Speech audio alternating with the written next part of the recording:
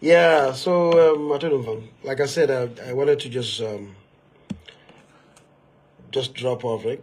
I think I drop in, uh, commanding commanding exchange with you guys and get some conversations going regarding na banko tanya kulbita ka nyaming kate fayol men kana si and nyo hakil belando da ka nyamin don. So and also if not voicing not be clearing, like give me a thumbs up. I like alin dinner. And give me a thumbs up to let me know that the voice is clear, so I don't have to either shout or talk, anything like that. Now be clearing. If the voice is clear, give me a thumbs up, please. I don't mean right now. I'll appreciate that.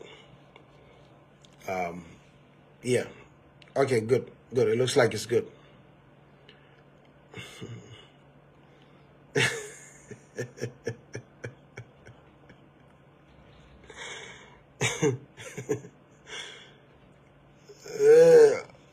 Andra, let's be done call it.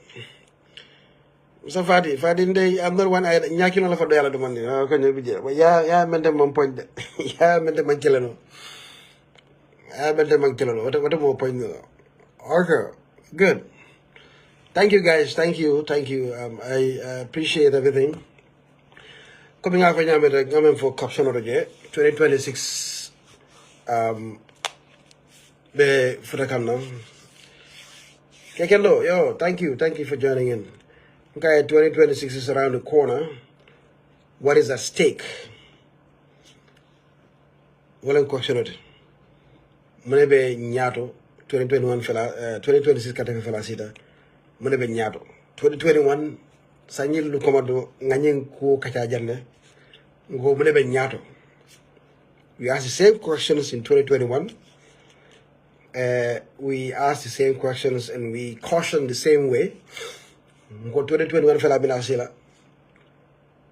Monebe nyato. Ning kate man fay ku wala ku keta. What is the consequences? Ngo dandala lo ke janne dum ngamira nga dandala men ki wala ko wala nga consequences men ni mu won molla a ngamira mbe o jala say man jari ngo fo ñoy bare membe keri ñi sang sanyi lu men tamira sa ko ñi sanyi fulo sabo men tamira tay moma fo ñoy ko wara so jam fo at some point fo nga sa fen na Facebook tar wara so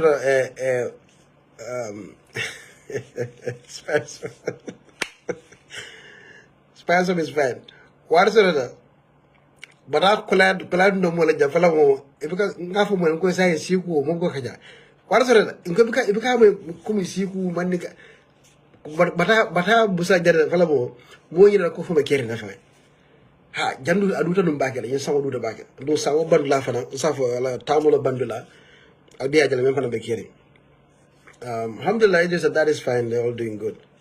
Kolea jang taki bake, call Mulbata back. Na kuraw dañu ko no na bankol economy be jahasita poro dañu ko no fo be jahasita togiso na reyna porota nen carte faynya tat carte fayta nyama no fa UDP wala masukula sita no bi na poro be tara mbulo ko no wala hanna tara be tara foreign bulo ko no ata kala komi in togiso le yabata ben jaay do gang 120% ma soro je be kala la komi sensible partnerships like the Dubai World Ports in Senegal and Menke. Ngani be dandala la no wuro keta 2019 ma fo lan nga safara ka jana ba Dubai World Ports mo jamaayo ki joba brio fo men ko ma understand bring igo bina jan na kan porota e dirkendo la moles plateau kan they will spend $1 billion ka poro revive Gambia will get 30% of that revenue, way more than almost 10% more than what we are getting with the Turkish. Dirkendo bena la jane e beti nyata ngani be kumbo jane 2019 2018 bade momental la moy rola mo la politiko keda politique kati baloti mo furum politiko lam karle ko ten karle audio bonde ten karle manni ko attaque karle so attaque kuma kalantan diamu en politiko beti jambulu politiko la last minute ko ha UDP ko ni gagnete be sural sambala sénégalais be fulo sambala guinée ni kulubale diamol ni nyamata diamol alpha kebal kasi kanyum kuma kensol fo mo la state house mo la politiko beti nyambulu bi afele ita flawo ita mandinka o ita jola o ne suncu bali la o nema ko ngonya law kron saba ya kuntu 24 hour kron man na sa jilbe mola leyan subol tinyara mona yama la UDP ko la leyan subol tinyara ba yama ko fulo la leyan subol tinyara ba wala ko man ko la leyan subol tinyaka hani ko mo de wuro mo bela wurta ha so ni mo furo ol men mo furo men ka fon ko ha ni be man ko sambala jana fulo sambala gine la be sura sambala fankete wolle bi hana ni la ñing pradol bon la 12 million dollars pradol 12.5 million dollars land cruisers bi mo furo ka bala wala ko do bi mo manke fendi ya jamme jamana ba janani man teka say ma tay ñi diam ko haal nga ñina nun dolan te ñina la nun dolan te ñina la ko mala ba fala mo manke man kudu tay manke fendi ta ñi banko ko do be na fulo tinya dang wala ka sibi be pentu bana ni la ñu pajerol bu de la sol ke solate bu de ka tol mene ko ha man ko bira janne sura be tan no suñu ko kalan tan diabol ndole be kuram fal ñu ko no bi ñin dandara lo keta 2021 mol sita janne ngal dandala 2021 ngal mol tol fal people like Khalil Baganyol Senegal di moy men sa mëna jang yenn forño diala GMC bire forño diala ay pick up jurumo sang ay di Adam Barola ay Prado sang ay di Adam Barola bulata Prado kilo ñu kono ba bori ni kan ndemal liyo du wada kono mo man kukala alale adiya mundi abe mo do bori ni kan ba ko kono ka fa ko alaji Kalilu wala ñindina alaji Kalilu mo ma jox li zero mileage faka fa zero mileage aman sila aman malu gamelo la Senegal diwo ana ay sam pick up la ay sam Prado la ay na furñota farin company ka me GMC bi gambe de lije bi membita bi ay furño san GMC bul direct ibita Senegal diwo la ya Kalilu baga ñi tara ya ka fo e document ken wala bolé kalante ya inte experience la kata wala ya futa trading wala ba fo le furño mba kelaten ne mba wa fo le wala ta wa fo le ma ñim ba fo le ma ñim presque mba kel wala na Senegal diwo ngal dandala imbere jene 2021 2019 2018 mbe diamola na fikal wulta ha you know ye jindi bosso kono la yam yake gela kote iko kan tele toñe iko kan tele ñaawale wa dañ day wacca gaay ci boss bi ko no problem ngana poro bi da kam bulo mento amam bete ngal dandala jang 2021 ay ñaawale 2021 kono janna ci ko ke mo la 42 million dollars sika ya di hadin gale ka da Banjul road silo dada yin sama nada Banjul be nukum folo bambol ka dum Banjul kon nga dangala en bela janna ale ñaawal loke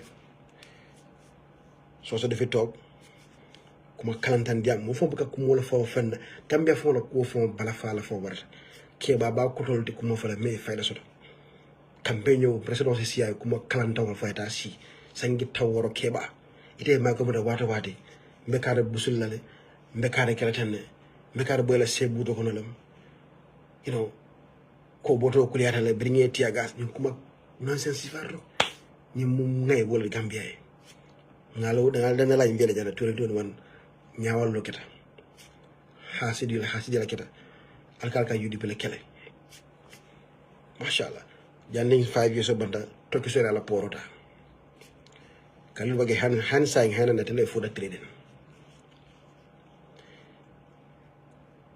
wala diplomatique pasol mo lo ko jang dum dawol lo ko jang keba mat lañu program lañu kewani ka de men ko fotel 2021 ani adam barelo ñobul no ka be ke keba mat lañu mo sa ko lo ni folta kenu wa kenu tan foloy criminal lo men ko male bara dani na raja sirana ba ko ndengi be double double be fintile malo mum mo sala fo ñinde nga dandala ko ñi bela jene 2021 alko hasidia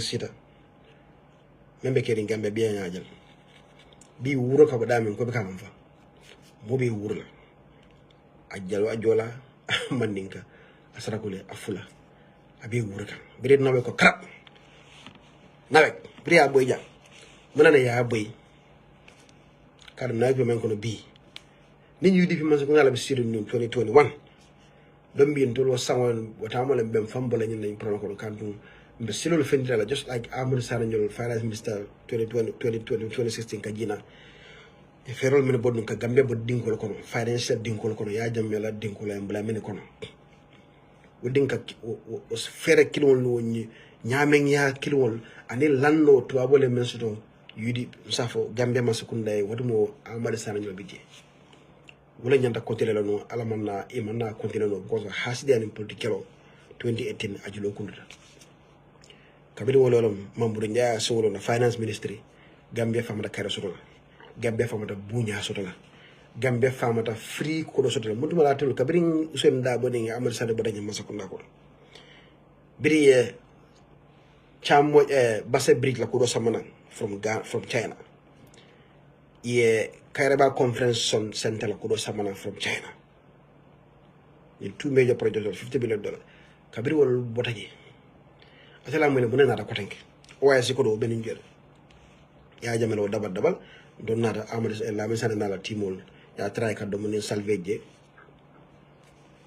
nga nyi silo da nyi so ko $100 million silo UDP manna sila soto ka banko bandi nyi al halisi fa ko UDP man so ko na ni ben nge ntolta sila jambi Senegal kasi nsafo nawe kasi ka Senelek na julo katra Senegal atol tara fali kas pawala tarifo la fa first of all ni UDP ben gente nda jigeta ko 100% o kas paw ye 35% to mel la kas paw kan nda man jigi obeta because fero le bije yalan Mansakunda ike kono city Mansakunda bele ko ifon la dépense so ko et puis ka ko da ka pasar e ka hakilo le use iko yenna fulo prioritize ye dépense prioritize manyan da kalamen di yakat ye fianing kalante abula ye hakilo use ni yudi hima sakuna benen nge ndolta sila ka kaspa wala tarifo la fa 35% te kaspa wala ka sammenna nin kebe kemolen tansa bane luli yon la faje gamben be siri ba jibela sanji fala ko sanji sama ko mata ngamera iko menekeda iko Senelek na julolo be Senegal la $950 million, almost $1 billion. Ndema mira njikita ko 100% ni atara Amadou Sane sero ndabo njol lebe nyum Mansakunda ko bojoto be bulo ko ntolto sila fonga bulo denka sifa ko fonga Senelek banko mi anan ko sanara sovereign country ni kam fata kam bibila la bela consoro na Gambia halake sai lukun fula da mari la pare la mala ntema mera Amadou Sane la banko kono be dami usen ndabo la banko kono be levelamento ibe sonne fambula woji hadisi va kono fokana ikabula Senegal da kono up to the tune of $950 something million. Mamere be alala ga photo do wala photo the first place. So frata wolto o dewoni njakalo wala na rati na ko ye na wek la tarifo la fa to get more money ka kudo jana la fa pour ka nyil la dilo jo.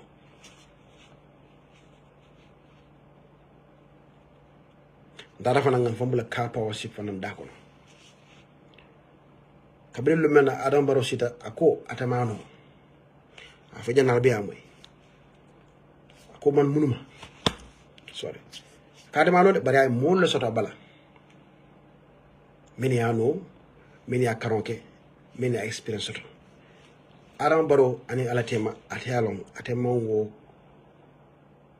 karanke wala wo experience soto kata kasi akani Senegal la ka kuraw negotiate ita de bola tati ba tati wa photo ko kana munala immediately say ita kana these complex international trade agreements bilateral these are too much tanula kana banko tora abula mun bil meniano tara fam la bambo da kono kam bula nyum problem ba kono fo say njang julo be jang julo bu ka jodo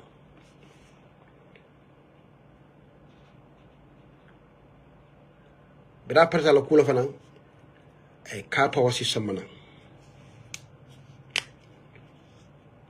ndema mera UDP man sakunda with Amadou Sane anin na karon level be nyame na fahamro level be nyame to kiso na ni la dilo e ko be cross di la Gambia la ko be cross wa fi la Gambia ma kapa wa Gambia tinya nyame bala fa wara bata dum nimbanku do la modo nyanda ko be nin channel fa do nyanda fala kapa men ken tolla kapa wa sipo hansa e mama gammeno ya faham ka tra kan explain bon mama ran defo kan fo explain anyanda explain nyame dum hansa e mam moje mini UDP lambang opposition party do lambang mang moje menga focus ni yalo ko do men tinyara kapa wala ko do asembo wara batal wodo anyanta moli ha faham kendeke dum kala banteya ning kala muta baliya mem bula kono fanso fanan identify bala nyam masa ko tan nata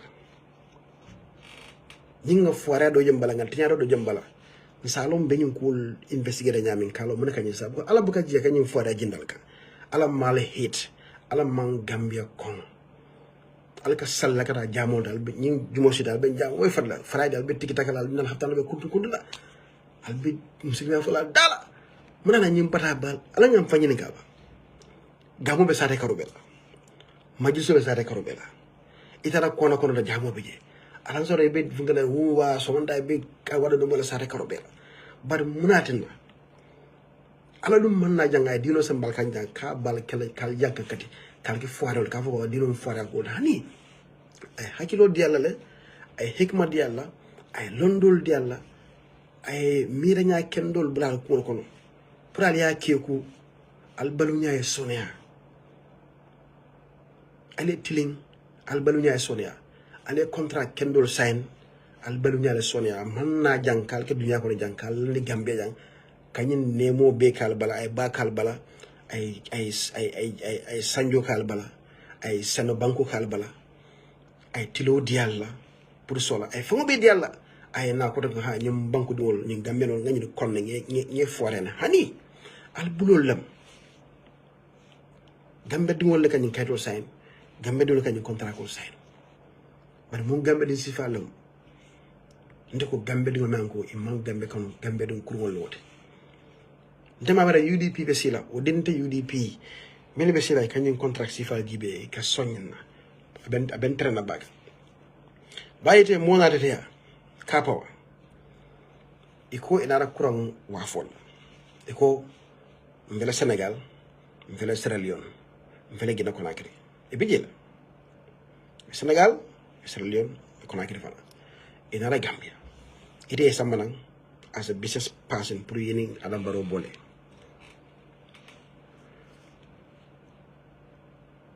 iko ila fakkuran wafilema iko no problem be kuran dadala be kuran ni kulo bina kulo ngabula ba kono kulo nyinga ben nyimna generator jurumo le be generator jurumo generator jamal kulo kono abe ka buri wala ka pawati kulo walam tokis family kile natamo ibe toki ka kulo samanane ya dendendi labato kulo nyi kono abe farina del kulum bakatan katolo fenta kono naman ke generator from top to bottom abe mi generator abe be borkan essence la wala diesel wala HFO abe borkan 24/7 bro generator aka power aka kuram même produce aka même bondi iko bolo afila sai nying 30 megawatts la wala 20 megawatts wala 40 megawatts ala contrat ko sign e bola dala Gambia ni mune sign 30 megawatts Gambia solata jelle la pour ngan courant be satisfy pour Gambia be a fanso to courant la about 100 megawatts 100 pour ngan daha Gambia do banjul to koyna mo be daha courant na ay kanyang mota torala 100 megawatts mbijela bang hani mantraje nawe ke silo dada la ko ñeneen na silo de ka be road map neena je road map ko mbale be futan na je fonka do fon dada même si atawti nka wafi ñine la xamoti bar ma ñaka je folo parce que ñi mona de kan eto ko dem hakili mate e manke tapalete e manke mo kurunti ye gambe kan mo na ta kanu deal sifa ako ibe crown produce le ba wa filetem to la do ko danta min dole ka pro ko crown da kuno kono ya wa fima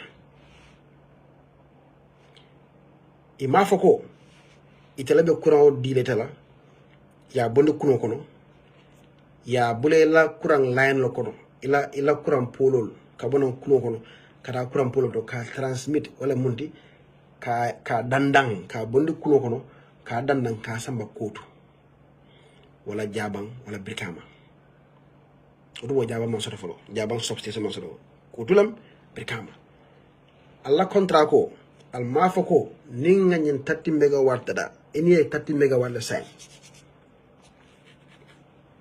so ni 30 bori jang ila kotu ni la nyin brikama wala fa bi another 20k so 50 fela soto so Senegal fa na do man ko bosi barani farafe ñol so ba talan kantena pour ka ko ñum balance ata kala 100% de bari mobe si do man soto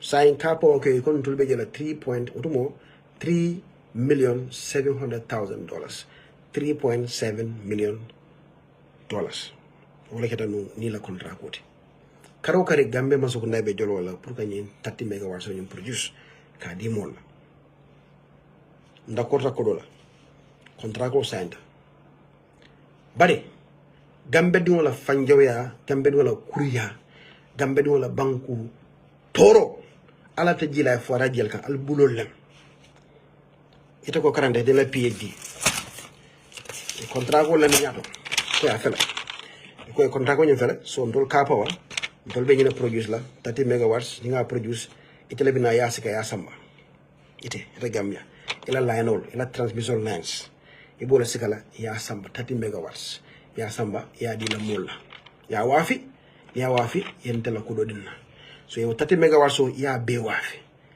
nya be wafi mola ya be sang mola ya consume ila ko dala kono nyebe sota la je ni ko de carré maybe 5 million 6 million ibe million sabala di lan tolla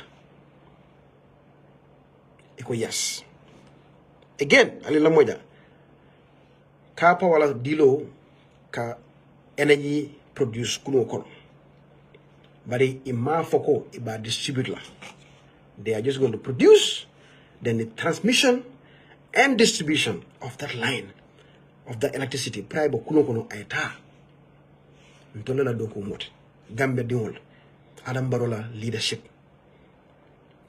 bira UDP ngol be bay atal hakilo jina diala bari men kala problème ode kapo e long gambe government ni long naweke ni long energy minister ni long ko wotumo birin tolin kapo be ni contrat ko sign la ndolla transmission line ol menyen da courant bondi la kuno kono ka samba nawek kotu kana ka distribute ay tanto la kodal kono nga utilize wallahi no menyen da ka bu kuloro ay ta nawek line man sembo soto pour ka 30 megawatts samba yilu mena ya connecté ababel bulola abe kotu bulola ay birkama bulo mbenda banko eta di bokono fo sanji jelo masibo ali la moja courant bo nyam ila distribution line so ko disio distribution line sin ko nyen capacity among futa 30 megawatts ni a bulo ni fenke je men sembo watade aba bulo la albeda because men kada problem odi ya jambe jamano sanyimu ngala wuruba be jawra jamano line men du jang transmission line ko ben to dindi man rakang primary school bang transmission and distribution line men ben jang andamana upgrade Gambia be dibol kono Gambia men kada Gambia la problem hansay Gambia karnal bu ka faale men kedal ma sibo barka Gambia ka kabren jawra jamano to mon wulu folo you courant line men do jang men ka courant transmit ya jamena la indasia be a kajane sanji muang amang fel la faje amang feng amala capacity la fa basa ali la moy 1994 lumena ya jame kurta kala wala sa for 1995 and 6 sa tem mem ko bursu bi man sotono bin jawra bita bursu bita kere ata kering kanko kunko lenno phase 1 butu sumi face wonta kere kunkol lem butu sumi face tube face tuta kere kunkol lem salaji mansoto kunkol lem wulin kama mansoto kunkol lem Senegambia lo Johnson to 1999 2000 jande ngara America 2001 ñim fitiro tara Senegambia la Johnson to fitiro tara je silo bulba karola men kata Serekunda iko da maratano ko lolu nyuro suto e tara do fitiro e be ga hañi ka ma moy kru iko la moy ko lolu nyuro ka men jiral abi mu wulolte kel serign wulo ala fama jade sugura sanjaba wulo ndo kada seno la je tin ngat tuba yo senege iso sedi kan la borona ko da kana je ka fay to do fam yankuba ngatan ka seno ke sanjaba kilo ja moti oro sai nta fola burfuru wonto fola fente wolto dala sugura nema suja ndo kana seno odo mo mola mbare fela ko men kanja mola mbare la ko da ngat tuba yo senege. This is why when I was in high school I was about to leave America, go to America. O levulo Gambia beno dibolo kono non ko rawda dajana jang sera ko ndalam ñira foti bagara jang bande talending wala that's it fendije so Gambia beno level to budu line sifal wodumo development manke so sembo power man need you don't need that much Gambia bo ñameno gunjur ñol wodumo korantol kato ñu jana saña ñol that's not it korantol so the demand was very low budum power line no mene is for that generation ya nata doba dawlo same power line fe fa ñi extension no beki jang bu su ñu nata hanu woy be power line stretch ba stretch abe overlook imman sonka o bere by the time ya jaman aram baronata ñanda kañ kapa wa samana ni kapa wa busanu ndi rek abe lalo bulula so way mëna itandi nen UDP masukunda la nu wala adama baro wala safo Ousainou Darboe anala Amadou Sandé Besiri ye banko kanu e kam na fo kapa way e ka fe mam balang alla ñi dilo be data bank ñimme ko soto e gambe kanu man ka kafirote e man la fe ka foiral tora ita ñanta mëna fa la non kapa way wala dilo be data 30 megawatts lafitala abena mo makolela abi banko makolela nsa wafi no ni nga wafi ko do soto je ato fana ko do soto me daha it's a good business plan bari Mr. Toki man Mr. Toki's car power problème bi jam itela ñin tansa bo ñente nga ñinta ndela ndeli tela contrat ko is for 30 megawatts mota falena ñia produce rek ndebe jola iba produce la rek ndebe jola la am obligated by contract pour ñi jola ko dola fonta nga tawo matawo itela hajidi je ñing ka pawo contract ko sign itola do ko menti ka 30 megawatts produce of electricity energy in their boat we have to pay them regardless ngata matao bandola contract ko ñinga 30 megawatt ta ñinga wafi banku di wala 30 megawatt be consume kas power center factory borota wala bitano borota kulo borota ko do ñi men ka so je from the cas power 30 megawatts so ñi sito jola 3.5 wala 3.7 million on to ngana tota par sai probablement layano ñin tati be tano na sia da fa sia da 10 akolta 10 megawatts ko ni la ila kebal kapa wala kebal do ni do kasila kay do tan nga ko do je ngaje men ka bori men kana 10 jama 10 abaka tambala 20 ñing be kata sakirin ko ko je baro 20 ñanta ka wafile ay dum to lakko dala kono nga kas pa wasan na factory borende na hotel borende dulay bori karalal ya use mechanical ya use fitel ya use weldamano ya use na kas pa wasan o kas pa ko do ni e ka pa wajo 3.5 million dollars ngana tota mbe balu natra 30 megawatt wala be kata barato laynol men nyanda ka bonni kuno kono ka distribute abuka 10 fo tano ni asa baba bulola ide ni lok arambaro ni ko majil arambaro if yem gamena to je bake gamena to nye bake ide ta fale manil lok ni manyim fanam foye men manyim foye gambe to nye gambel hakobel so nte jikita ko yalo no ko transmission line man pare distribution line man pare ila minister yalo no ko transmission line man pare ama distribution line sa no ready kapa wa yalo no ko ila nyin tatti quand même be produce abede use na because line to je men sa move so kapa wa yalo adam baro yalo ala minister yalo ala permanent secretary yalo mini fana ya sambana business man mini fana kapa wa sambana gambe ding wala malafika to fo jang dol ben UDP la wol be ñil non natara nu adama ke lamanu ba usudi ñol wala amadou sallallahu advice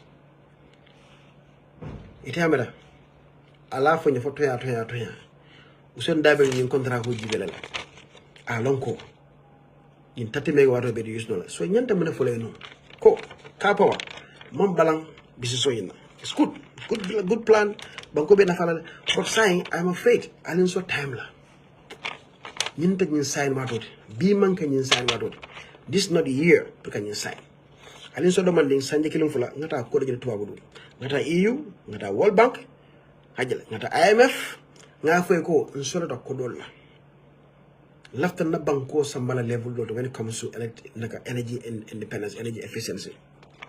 But handicap le mbulu. Hanna tara mole solar plant samala nja wala wind power wala anything. 100 megawatts produce. In 2017, in 2018, Gambia cannot utilize that power. Because power is as good as even produce, put to the grid. Grid or Asamba. But if the lines cannot handle it, you cannot use it. Isa you shall produce for you yet solar plants sabaso the jara so many kialing fonya baby solar produce can but naman do no line kono. I pump it, I talk kono na fata. This is the difference. There's production and distribution and transmission and distribution. These are the two components. But jam filibantiani wuli afari afoni kulbali astaghfirullah. Anyway, gambe nganda men fala non kapo way ko ha sai alin so demanding ila nyim project won ta sai no sai ba nga sai fay ngam fana nakare ba ante am paying for 30 megawatts but I'm using only 10 20 kilo benna 20 ndeko jo my use in 20 mo la nyanda ka use cement factory jaaw ñoo be ndeko use no ni ya use ento jo ko do ndenge jo ba sai ndela 20 ni 30 mantra use kan bar ndeke jo full 30 la why how does that make sense so you can't alter see follow but how do more and wo kickback or bengenda dunna o corner phone call jana because very contract with $75 million $75,000 every month kapo ko jo more than 10 bank kanja do $35,000 do $25,000 ni na wala kudete every month ko so ja contract ko gambe di wol ha ni hadu mo be nje bitele contract ko mo rek million ko flip it I sign bari ñante mala fole non ko alin so demandin ita cap ita World Bank ita dollar ita China ko alin so ko dollar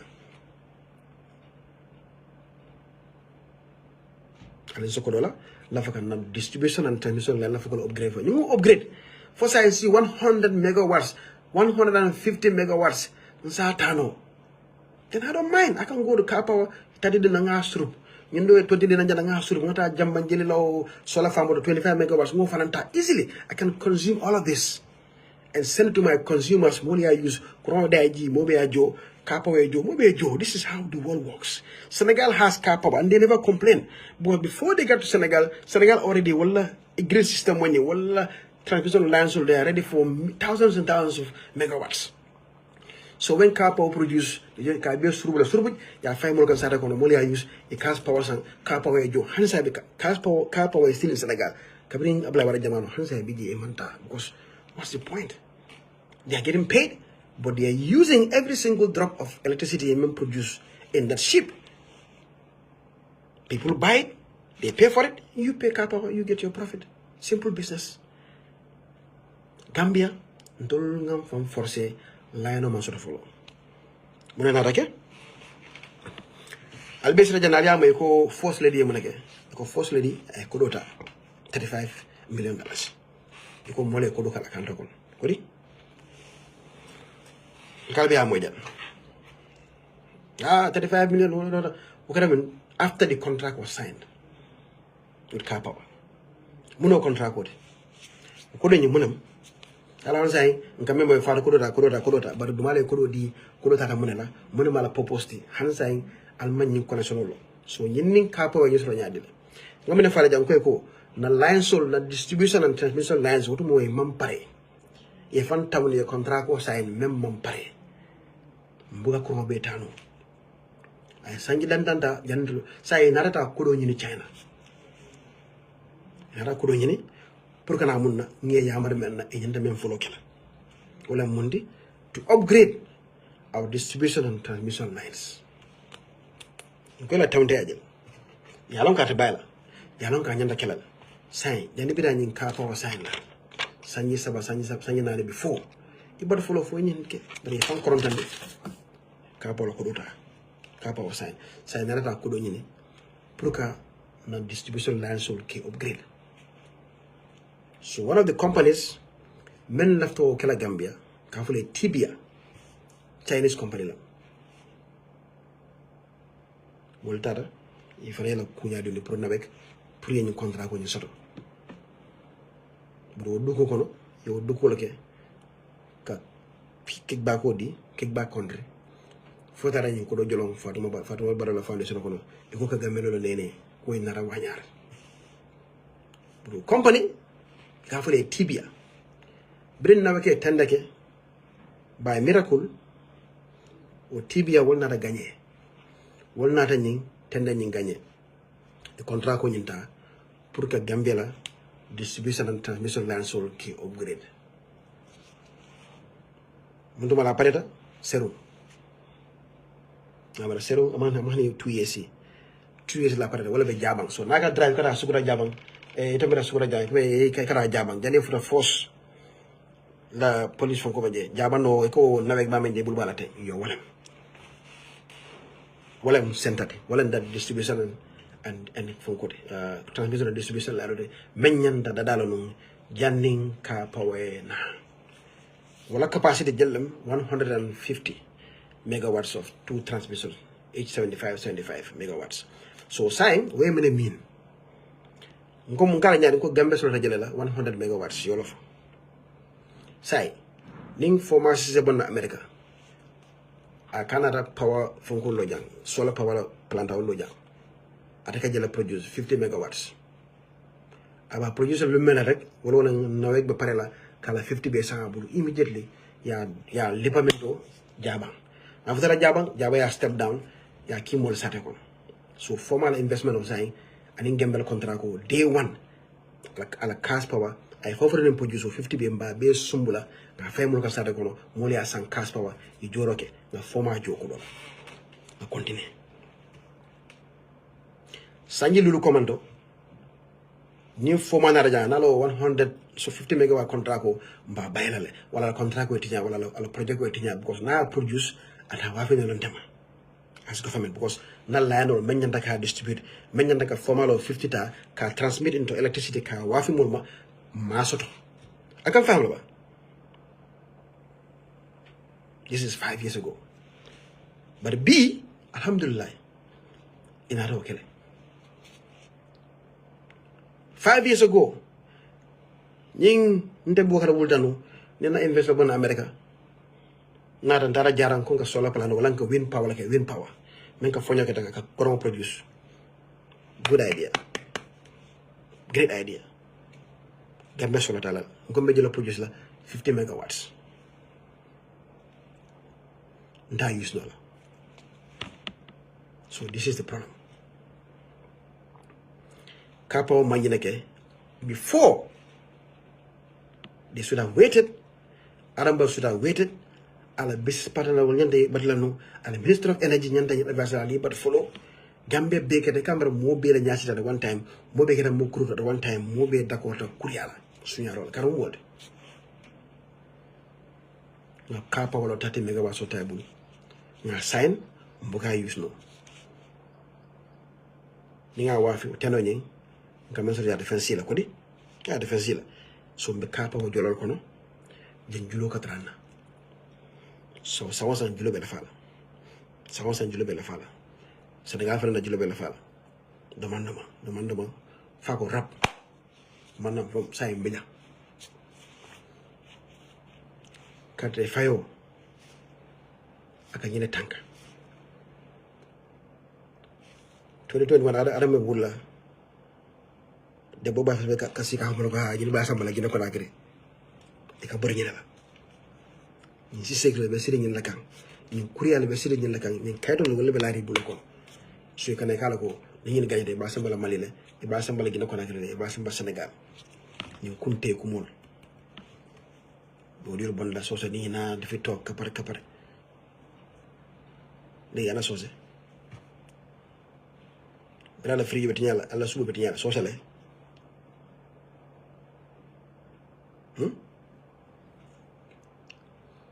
karala be kumbola karalo on pare sosale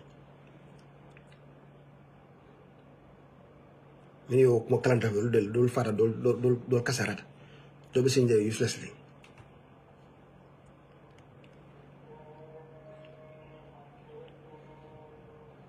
le banko bla masi bu ko na dara sel bu ko andala pajerol ale mol tora ale compagnie tinya ale mol burning banko la mo ka ta invest jang e bu ka hani fa mi men ko tay big country is going to be independent without energy independence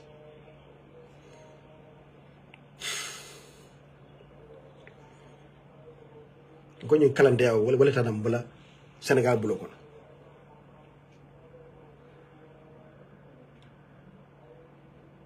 because Senegal started giving us cheaper options.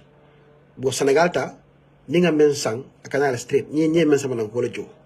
So we are getting direct commitment. So it became cheaper. Because Kapa we are making losses. But mam fambo na kon buko contract ko sa sanji wala contract ko. But in Senegal men sama na go utilize the nka wafi nka domandama. Senegal became cheaper. And OMVG fan na pare gina ko nakiri on fanan niya din na direct nka wafi nka distribute no nka wafi no so fanan became cheaper biro became cheaper whatever you like wulda adam barakale ko ha say we have enough capacity so to le men ke biro keta Gambia la mfola courant mfola masiwol membe ko tuni brikama ala ansa courant mbul masiwol mbul World Bank men some mole 2017 man fala remember World Bank was $90 million dollars $90 million pour que machine saba di wasila machines e be brikama do ko duja wol bi jela bari natale bring ñin do nata ngam fa ñinandi wala wolen tolla national grid capacity wolen tati ni mo man dewal because ñin tolbe ka pa wala bang wandi bank wala mol na kam fara sitata asita ko di Senegal na kam fara sa kuntu gina ko nakre na kam fara sa kuntu sai ni mo be kam fara do kam ya be kuntu one time man jomal ba so wala na you never want imal la fi yetara person do ko illa ko be modo bloko so do lañu ko to anin ja brikama masul be me je wala to la 100% reliable or not so yenta men kala no be Senegal bi ko di ma di lela gina ko nakere be ko di ma di lela e ñoo to ñanta la ko do maninta ka mesho ko na corona na masul be ko to ni gana to brikama nge maintenance nge parendi yeta loring standby yeta loring be betering kak be ko is cheaper ka bonnu Senegal ko le da dia dan ka essence sang kana generator ke malande ko no problem mara yolof e ko wala fisiata ntonga essence sang HFO ngana generator mala na ko produce ko is better nga Senegal bul ko no problem bari al nana kana anyina ko al banko lete you are a sovereign country fensoto fankando kurto nyini faye kron mi alon ko masul men ko dis masin sabana men ko nanate they are always in optimal performance allocators every month ka joke body kanne ila parts be available in spare part problem tela courant essence problem tela they are always on standby ni parata anytime yamala ko banko mo le crosso hanata half of the country dama basrola, but we have something malonga be state house supply nola lobitano supply nola military military campol abe supply nola gamtel ñol jana na AS communication cable or internet on infolding and critical phone call critical infrastructures will better surviving by the national grid carefully emergency national grid ntol natam bulo balale mo masul be fa parcel man so jana spare parcel tinyata e bika bori yidara ko to bi e bika fem moje abe derin tek bika ma abe derin tek kono masul be fa e be town ya bo fi bas parcel wa fi parcel sunya nyok rege ya be corruption re wata mo le mbaro finta kale ko am nañ enough capacity legi ni ngay fay suñu generator yi aliyo di amari bon balko di so atala kala mu faham balyani cool atama cool understand ya nyamba sate nyame atya jolo nyama atamara o kurol be derine o masul be derine ñin lañu be ko num be jana o be derine ko se be derin 15 seconds non e be derine bu ko se mantara tamakan e be tiñari ne la paso mata tiñari bari mo faté so ate ko ko le kayna ko no kurang Senegal mi ngi ñew chip Senegal mo chip Conakry no yo video mi ngi chip dala ay jarusa living sa nara ko am na enough capacity ñu ngi fay générateur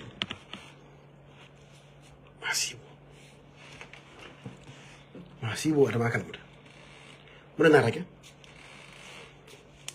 ala ko mbata mbal karandal ka alike moti ñen nekk nit e beñi fankedu ka pawata ngena dala ngoy ko ka paw fala bidat ala me soko you have something melan ko na ko karab asimma ko no problem no kana wori ni ngena mo ko no kana wori ay viji bi jela say jana ko nagere ko no problem o viji mo ne mari dam gio aka hydroelectricity tilikando ko e ka tonya fo ka jidiji te lo miro belaje e wurre ga OMVJ wala chipta Senegal chipta ko no problem man balan chipla it makes sense I get it financially maybe yes but always cheapness ning dadia kanati na yela national security pour stake plus stake this is it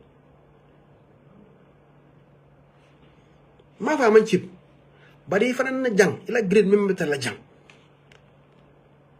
don't ever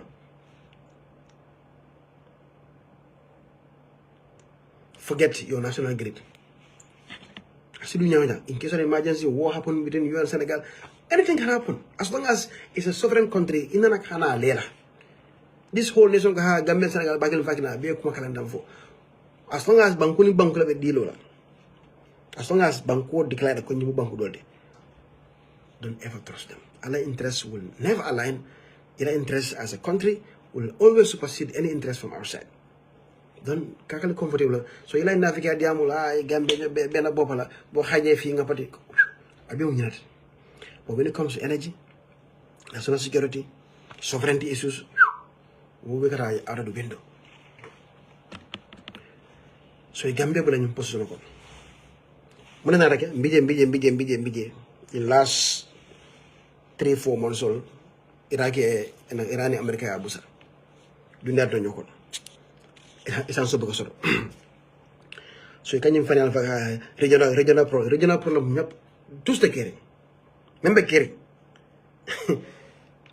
nkaburi mena non kabri ko inana kana always ila fankan do cross when it comes to energy man ko dona jioni fo bari courant don't play with that you fankan do ala na rek courant kelonat bari kelonat imam même fali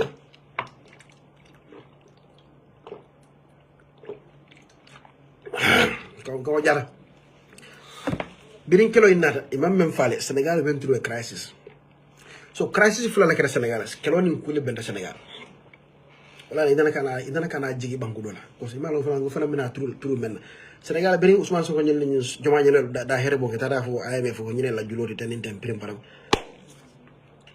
dunia jasite bo ko do kana Senegal is going through a debt crisis.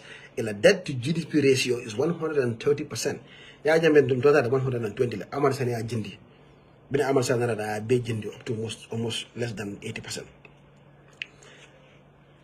Senegal take 130. That means if the Senegalese government receives $100 in revenue, they already owe $130. They are so Senegal is going through a debt crisis. They are going through a financial crisis.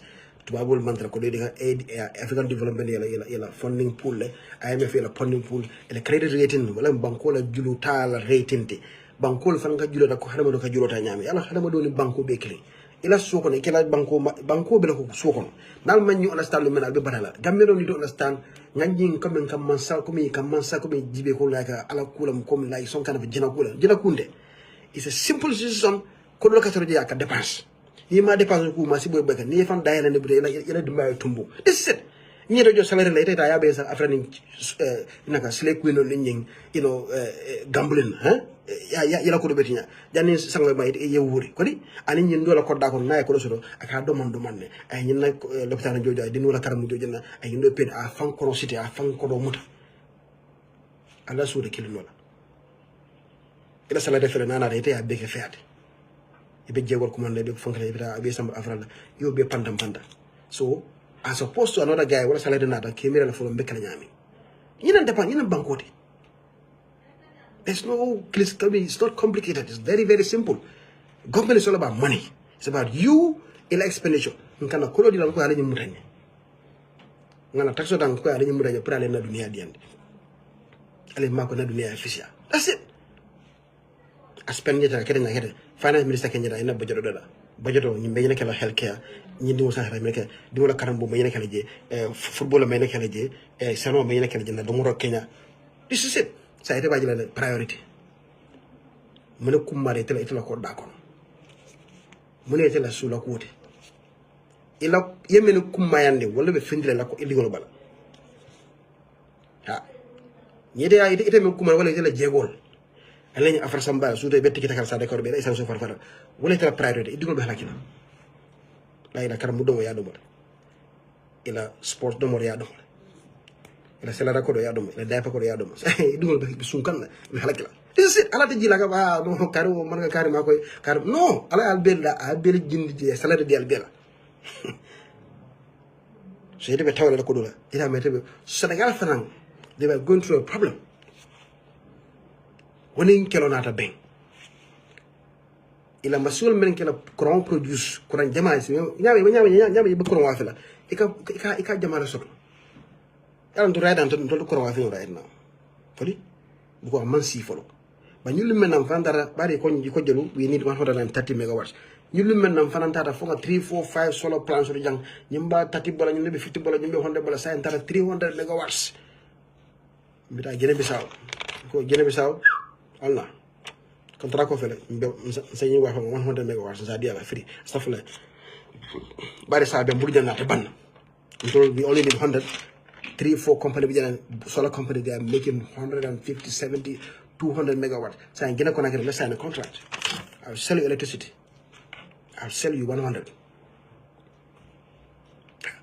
Faranga malbalia, faranga tiki taka, be more often. After now, produce can Senegal bo level to know. But the how do produce man, some of them are thermal electricity. Well, community, generator in fault. Make a fuel use, natural gas. Immediately, dunia kolada. Essential because of Mora sta kela essential rational ko be kela han America fonsa ko kumbo trom sa ka wuri jan nyaay trom bala ñi ñamati ka war nga dilo sign ajela menkana because the national petroleum reserve is at the lowest point since 1985. The reserve for America the petroleum reserve at lowest level aboard since 1985 coming to the yala wana mano America wala kijo far wala na tata dilo sign. So dunia bele kumbola Senegal bi fa level Senegal fa ne fa ngibe ku nya jamba wa nya mo mba wa fa la adam bulle membe murjan mbara nga meso way fa na ko si folo so ye bulo tala yes na julo be la nak ha ba julo na ganyari nye naka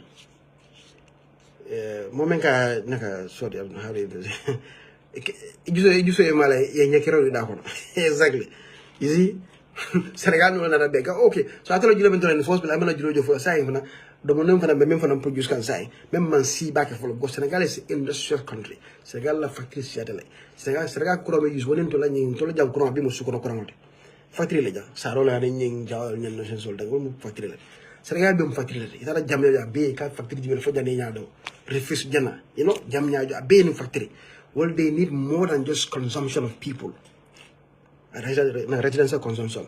Senegal be level so Senegal new federal level is a crisis level. So they have to make sure to really cool sort of law.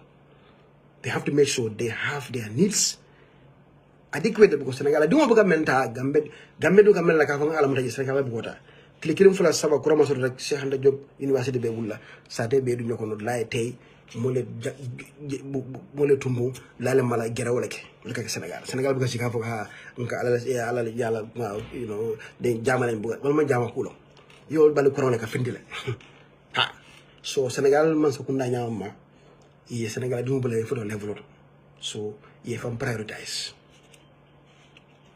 wala ne wulte delegation bon jeto gambe delegation tara kara mani rola fu delegation bari bantala ka ko ha fonko be kenen regional problem ko ni regional problem la bebe jala say bebe Facebook bebe gina ko nakere nkajala every day bebe Senegal fan nkajala mbadi be Senegal na Facebook Senegal natren is a regional problem muna Senegal ma wuri natare regional problem wala regional regional is a regional issue why didn't Senegal also scream muna Senegal sali sajil man tiñela fir jongol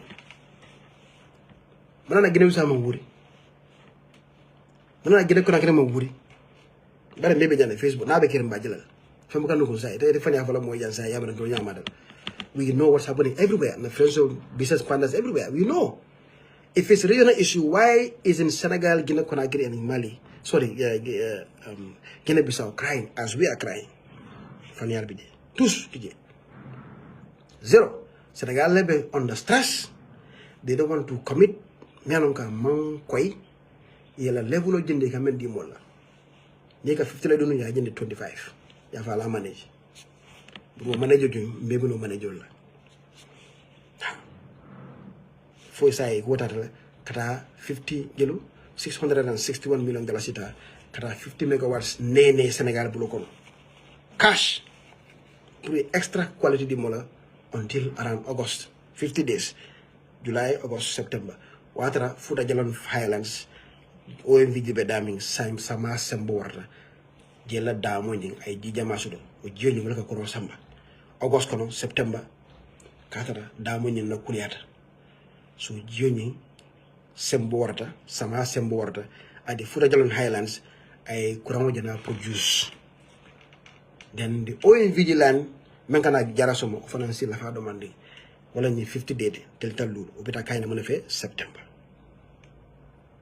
wala nyeka diamu kameli diamu di nole ko yatolu alkame be dabal to be sirimba jibela wala ne tara ye sign rocket de ko emergency power for 661 million dollars at the price of stuff like for 50 days from June middle of June bita kayna mo fe June July August sama ba tanim fula jibe bonna so OMVG be pressure talale kan demandé Sénégal ye bolo mata demandé OMVG ata you never care. Simple explanation. I'm going to find a fola. I'm going to double cooler. I'm going to get a cable. I'm going to come from Maleka and Tonya Madden. Fentacom. You never did. Senegalo emergency mense bulu Senegal manjana ko wafenum. But kodo bijele of course ba afela. For the next 50 days emergency. Then OMVG hopefully at that time hopefully I pick up. Then we can rely less on Senegal and then increase our capacity with the OMVG line from Guinea Conakry, Guinea-Bissau border. When stabilize. Hansai, mambo dingo kono.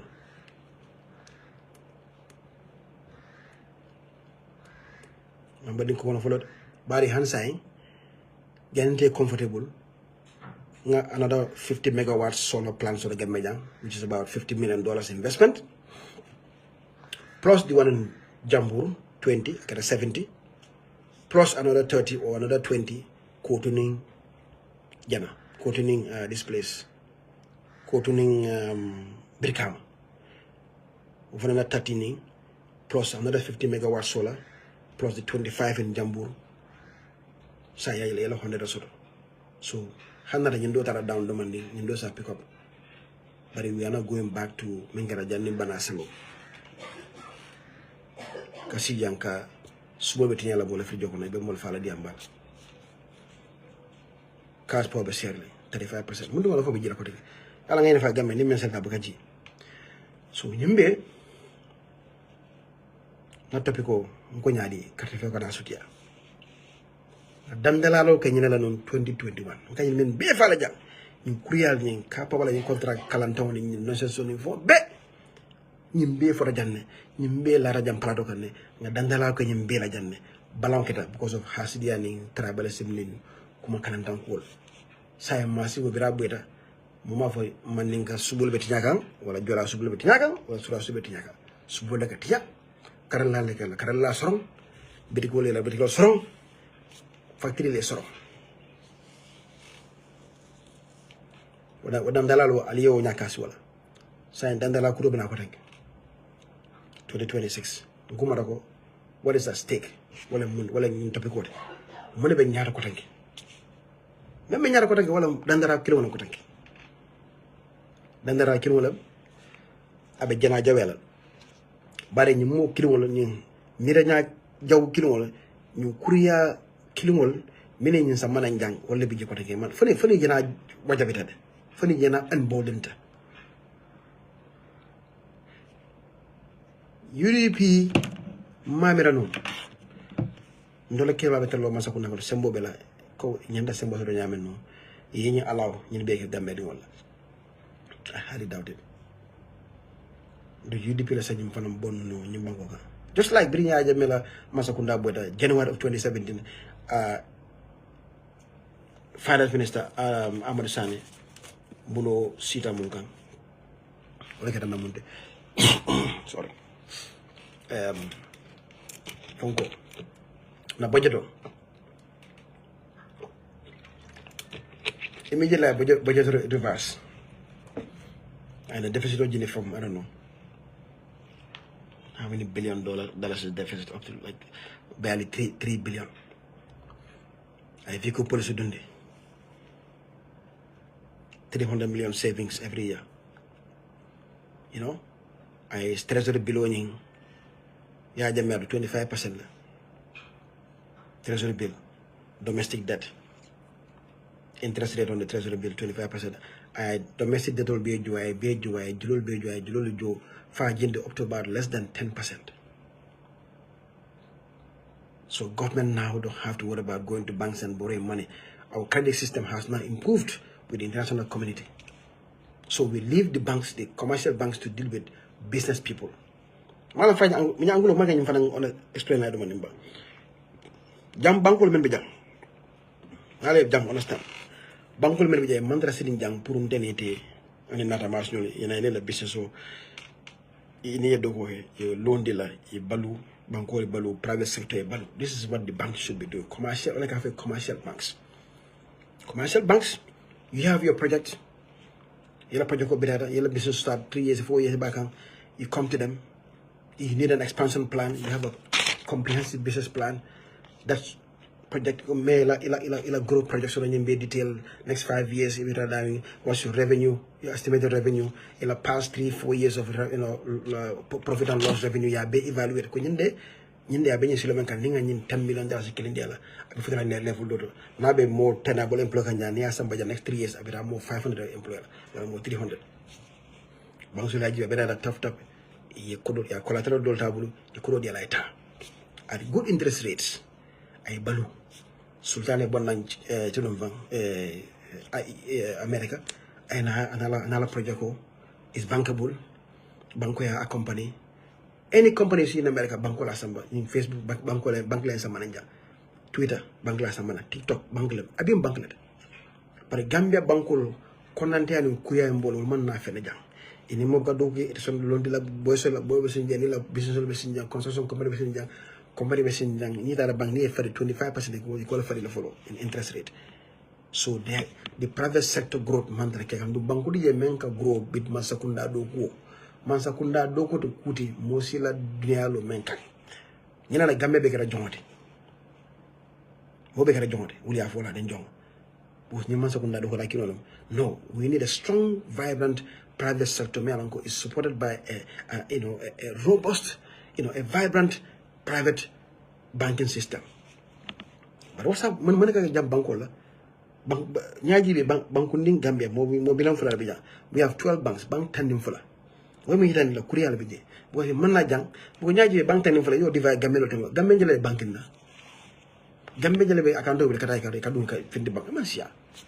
So ato la be duma la jang. Ato ka mun ke jang. Ato ni 12 banks. So what are you doing here? Nanga kulo fali.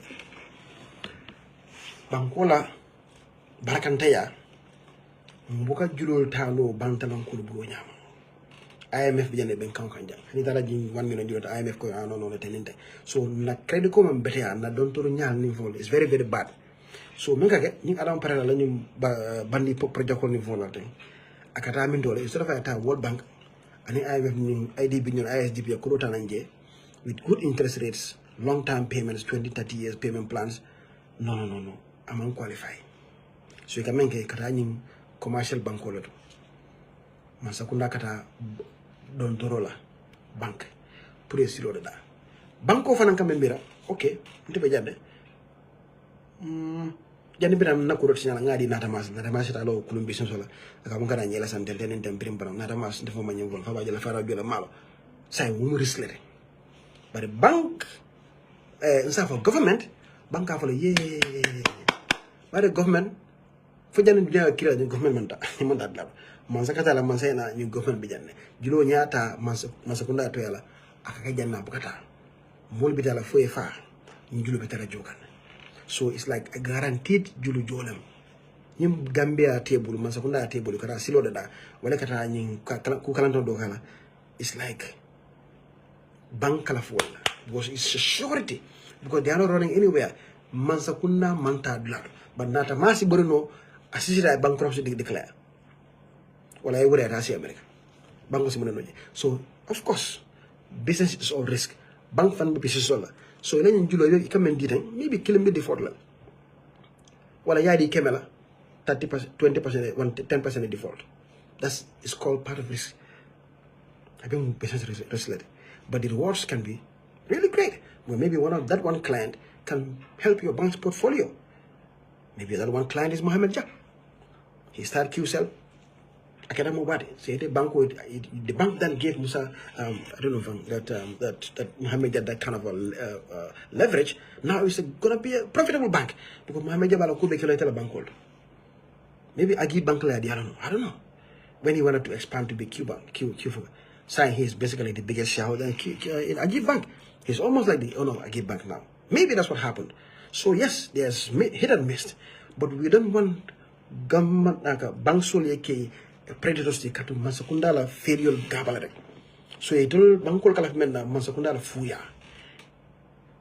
ira campaign fonko ira nyomi mbala silo dala la kilan ko ira men kala tak kiya wes malak bar ko teregul itala ko itana IMF yalla ko itana World Bank no credible institution is going to give you some money but he promise di jara e promise di ko bita faro da jara ku bala fo say campaign sita bita min dola ira Trust Bank ira Eco Bank bari ndamal la fin tela gambe tela mansakunda ke wote ndola fere na yidi fi mansakunda respect ko ni bunya e trankan China na $100 million di mola EU na ko lata la ali muda Allah ali spend Allah senator pour funding kel kanata ba ko e 200 300 $400 million di mola ndala fa nyina yillu mena be kering banko le bela furosi le sey Nigeria ide sey Nigeria wala tuja basa ni bidang bina siri fo sonko le afa ko ilo poultry farm membe yana sanya di lo ngakaja siri fo ko ndere na poultry fele jande la fa nyina kala nyina na project sonoti la fa fele jande la fa tuma ñoo sana ñeeni na next 5 years me nyina jono la I'll take your revenue from this to that. Okay, bring your proposal. La proposal sama na ajibe, a story ajibe, mune la collateral, ko da kelmi mule ko da fla hanam, okay, fine. this is your 5, 10, 20 million dollars. Tado kuala. Yina bank na fade. Na tamasha na ko ay contract ko sodo China. Ka sola bagaso sa manang sola panel on ninyi fawol ten. Gambe sola sola la tilo ka kandijan tenen tempirim param. Banko ya jibe fine. Okay. Na tamasha hey, that's $10 million. $3 million. Ela koda ela list ko koda kilin sama na yo like 3-4 million and this to balance the phone ko ni bank now. So now every day any day Natamas sells at Jimpex $1 million every day, $2 million every day. Kodo kara mintelo ala bank me kodo diala. So Natamas 3-4 sonko ajale. Everybody's now depositing 10 million, $2 million, $1 million a day. Like Taliban so I have a business that's doing $1 million a day. Exactly. That's all coming. Bank wala kodo bisakang. Natamas employ more people. 3-4 sonko employ more people. The guy now Kasu factory guy memang sanya ngala company memang jana tanye ngala company pose what Kasu factory ni ita yo fana $1 million $2 million dia la right now the guy is employing 100 people yo $2 million dia la avita mo 300 employer sayen to mo solo mo so ndalen duku kasar wala driver duku ni masanya duku ni kala fa ya fu do ena e duku jana certificate police ode no li certificate police because malam bi na dami malam me kala nyami ñene be kere Italian Sri Lanka baby lori nilo uniform on belori. Salam alaikum amenya that's my bedi. No, I don't need it to be out there because even a time is can. But medun la long. Sade be get PI yute. I'll make it a dame. But I want them to be employed by Natamas. I want them to be employed by Moses Sonko. Make more money. Better pay. Better working hours. Private sector has to survive. But nimman sakunda be nasiring, man sakunda be kalantearing. Bantarankol baka hanyala. Yele be kering. Then the banks become their good friend. Wala na bring bankol be omoy ko he alinga ta Gambia be diaring. Bankun li meseng 2 million people. Bank tan ñu fula. Ta Senegal. Senegal ni 18 million ay bankon bi mama la banku wara fonci. Ta male ñol. Bank killing Chorus Bank lañ jana mala lim bank sabanani mali nalo 20 million people kita Ivory Coast bank sabanani Ghana bank lañ jana ni mala ni city fon ko ten si few banks Standard Chartered biro lo ko Chorus wala baga soko because Standard Chartered is an international bank where they go by world standard wala tan bandiya ko wala ko mas ko ay bandiya la ya ko jang the private sector menyanta Gambia la banko sambala Standard Chartered ya ko ti jang ko tanki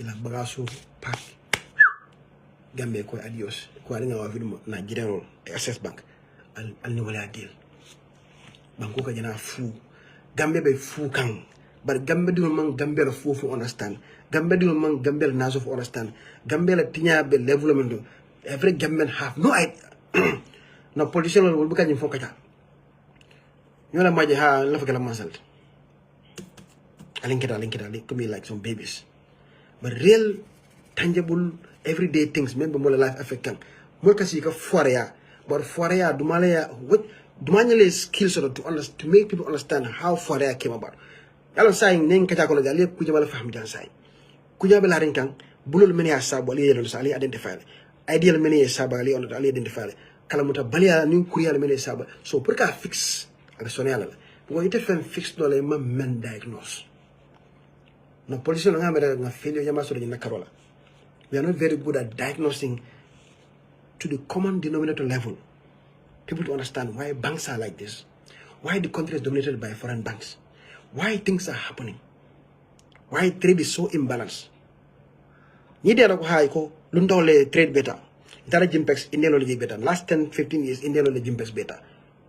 Mama understand. Well, I'll tell you why. Again, I'm coming to banking. Ha gamiro fanya ndawula say nga fenkete nga keteng thank you sinajala mo moja bari da ko mo bugake sembe bugake ñine kake let me explain sinajala indiano le fo beta Jimpex so market all everything gamiro they are going back and back bita ko yala mi asabu exactly why alenga masakunda kendo sindi let's talk about this again in the banking context. Ngomene fala jang. Ngoy na bankol mantra jang pruntol. Ibe Mansakunda le dokola. Because they see me as a risk. Mansakunda is no risk. Ni don't jang kodola bi ko mejala 1 year bejala 1 year with interest 25%, 30%, 15%, it doesn't matter. They don't care. So the more Mansakunda la credit ko ka better akatinya in the eyes of the international community. Dunia be jutu la Mansakunda la. IMF buka hanyum wala, World Bank buka hanyum wala, edi buka hanyum tola sai. Fenna defo na kuriya jawo jo ngamen be du nyoko. Sai nka ninga kumol fo man sai nyim promise balake. Kiya wes mayna kala mayna kala selaka community bulu. Ikata min dole kada ko rota bank. In ndeka compete nde. Mansakunda di ndeka compete nola. That makes our banking rates high, 25%, 21%. Ye dola kemeta dola kemenu moye bolo jola ni ba senna nte bo jola nyal nte la profit wala wa kemenu wala mo wote nte ko detail. So why am I in business? I'm a typical Gambian. Nte ma access to go to US banks. I'm in Gambia. I go to my trust bank, I go to my eco bank, nko la fada kontina bona chena pour que sola samana wala ka duluna samana ko no problem julo fel. I'll give you $1 million the dollars. But if you pay me back, you're gonna pay me $1,300,000. But that 300,000 will enter a profit because you're gonna custom money, you're gonna no social money, you fail custom that 300,000 is my profit. But now I'm paying you that to the bank as interest because your rates are very high. Why is your rates high? Because you are high because of government borrowing. Domestic debt. Alta budget of look at the number of billions that is reserved for domestic debt financing. Budget on my individual problem. So once that's happening, they have a stand no chance. So why is Gambia losing? Why are the Indians taking? This is how it works. The world, sorry. The world works on, that wasn't, didn't have trade book at in cash now. Works in instruments. I have money in Gambia. My bank communicates with the bank in Pakistan. Say yes, Bogasiki Jame is a businessman. He has his money available here. I can guarantee them. They supply letter of credit, LCs, or bank guarantees pages, or standby letters of credit, SBLCs. Standby letter of credit, SBLC means I, the Bank of Bokajame, and you, the supplier in Pakistan, that's supplying Mano to Bokajame. I can guarantee you now, you don't have to worry about it. SBLC one time, every month, it's a container kina. Without having to worry about payment. Nada, this is SBLs. This is how the world works. Gambia, businessman and 99% man access to. Even the banks that can offer them this letter of credit, we don't have that. Our banks are not credible enough. Our banks will need a letter of credit they can reject it. Because banks are not credible. Banks are not very manajan dukula. In a portfolio man that are hiring, a man for a level man who is singing things all time and no. Ye julo fanan table ko bita cash business la ye cash raw cash table eta China ela baga so na be fadila 30% 20% interest rate la, so it becomes unbearable. So you are barely above water. You are feel okay ye la tobe de kunna ha ka dafa dam boy fa di watch ay container tolbe de kunna ye container na ye mo be jo custom param pirim pan dutil ye bank la ko do jula ite ya broko. So rekatu ñing ko den woso kan rek be bor na before you know 5 years business is mur back to America. Ali story jamal moy billahi dama dem ma try boy Gambia la fa fin tif taf ni sam ka bala fe ko ye xamula lan what's happening to you. You are a victim, you don't even know it. Fat bi ko soro ko dana kilim fula bi ko soro Indian na tele kilim fula 1 year tif jimpas fande brikling yela kosen sama na brikido di wala kosen sama na brikido se kaja brikina ni mo kiwon tawa bede bari bida nyin do yala ya fa nyin bunda jella ko taw 5 ira nyin do ko 1002 no nala ko wanya nyin do ko 1003 by the same person yi preda tikero le ko demasi we have bele ita we house ita bagaso di taje samplo ka trega warehouse be at the back. So mo kiwon hada within 2-3 years Gambia be dominate 15 years Gambia be ta jimpex sa ida jimpex Indian. Gambian killing bola jala. Because why? You the Gambian is struggling. You go to your bank, they kill you. Your bank cannot give you LCs. You wanna go cash, they hit you with 20%. Say, what are you gonna do? you close shop, you go home, and you become broke. Then when you are broke, the 20, 30 people that are depending on you are also broke as employees. Wo fana na employees so kono be sirin so kono ba mana fama be sirin jara men kam mani bo expect wo fana sa fana ndara fore akon. So you see the ripple effects. Any bit men soranta mo kemen tembe batari say. This is how it works. But what is working for the Indian? So this is how the Indian works. Indian will come to you, our parent company, our uncle is in Dubai. Based in Dubai, the company is in Dubai. They are working with international financing institutions, international banks. Interest rates 7%, 6%, 10%, normal international business rates. Their parent, their guru, Keba, is in India, between India and Dubai. Then I told Raul, you go to Gambia. How many containers you need? 30 containers. I'll give you 30 containers. Get 30 container funding in building material. Ata Trumuna LC. Letter of credit. Letter of credit. So letter of credit, bank like Afa Yindin now for the Antaba. But sometimes sometimes 90-day letter of credit, there's 45 days letter of credit, there's 160 days letter of credit. What does that mean? If the bank guarantees the bank is a guaranteed, it's a reputable bank. Once you supply a bank, let's say Citibank, or HSBC Bank, or a Standard Chartered Bank, or a Chase Bank, or a Bank of America, they don't have any doubt, they just supply.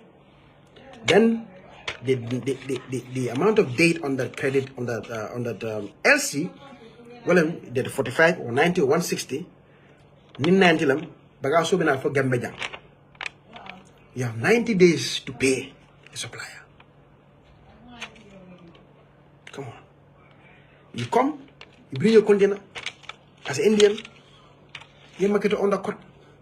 You have container babe fund the masekono. 90 days. Because no, so American fee. Just kill it. You just come and take your tiles, take your building material. You pay me in 30 days. But you have 90 days to pay your guru back in Dubai. You didn't go through no Gambian bank. This Indian guy didn't go through Gambian bank. He didn't atamanta through in 25% interest rate la. Atamanta ni bank la nation so bela. Honey. Atayala gusura from the guru ala boss in Dubai. He sells in Gambian dollars. Make his Gambian dollar. 90 days also to put LC in Topoto. Kala LC in Joe. Atayala protocol di mula 30 days ya Joe. Ay market base fluctuate. Tile jana, building material jana, pipe jana, bunda rodol. Mole na ya bi. Indian more cheaper. Yes, Indian is cheaper because Indian is not paying 25% interest rate. Indian is not tied to your national banking system. Indian is not rushing to pay. He has 90 days, 3 months to pay. So he's calm and collected. You are struggling. You are anxious. You are scared as a businessman, you Gambian. You are worried. Your capacity is low. He will come and undercut your price by $5 or by $10. They will kill you because you have to go and pay 25% interest rate at the bank. So even $1 increment, to undercut you will kill you. So Indian will do that. Undercut you by 10%, 5%. He ain't got nothing to worry about because he doesn't have to go pay 25%. He will only pay 5-7% or 8%. He has 15% to play with. Where's your government? They have no idea what's happening. You are dying. The Indian will sell 30 days, 40 days.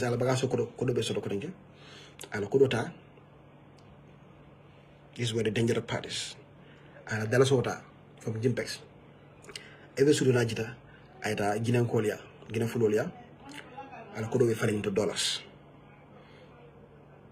Instead of going to bank, change dollars. Abita Westfield. Nala Mobuguru Jalo Diam, Ita Bungono, you could offer into dollars. Central Bank Besinola, Adambar Besinola, Gambia government Sinola, dollar Vikilet and Fat, into better.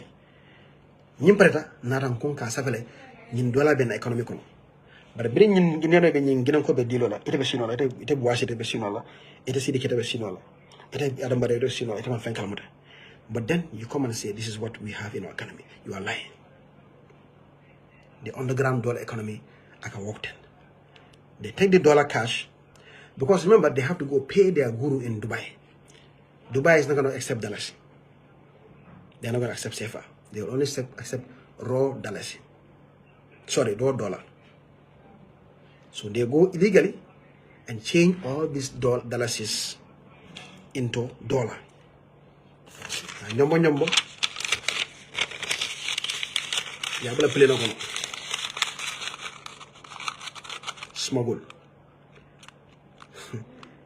Criminal smuggling every day. Airport work at Amaje. I remember Nyamada, you think I'm crazy. Right now you think, oh, you Nyabila. Billahi, wallahi. This is how your country is getting run. Indian local bank dollar transfer. They will never do it. If it's at a bank, honey, sort of $500, the bank dollar amount. But every day, billions of dollars are getting transacted in this country every year. You don't see no dollar. They pack the dollar like this. They pay your stupid people at the immigration. No more fully so $500. They will open the airport for you.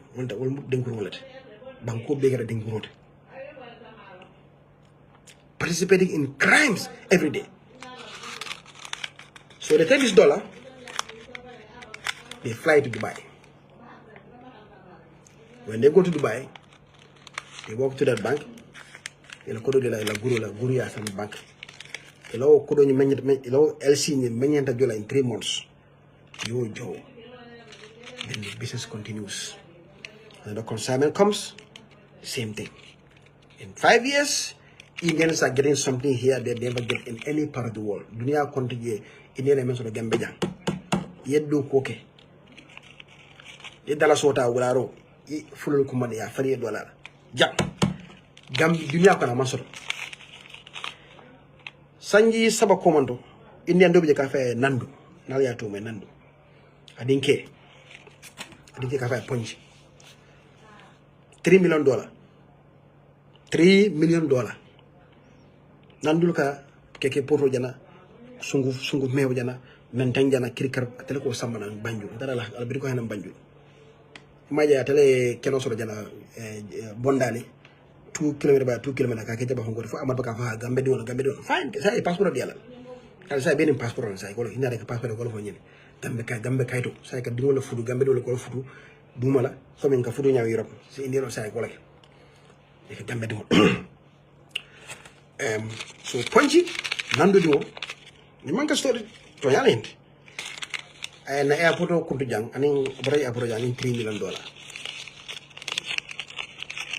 wa firo men kala jang dalaso ya falin dollar la $3 million ani ginan ko ya kudo tika airport jang ala ndo pro gambe airport ndo pro na Dubai luckily ya olo ya damuta Dubai ya muda ya inga kudo bana min dole ikata ka munati wono ata manke ala loki date Dubai masakunda ya muta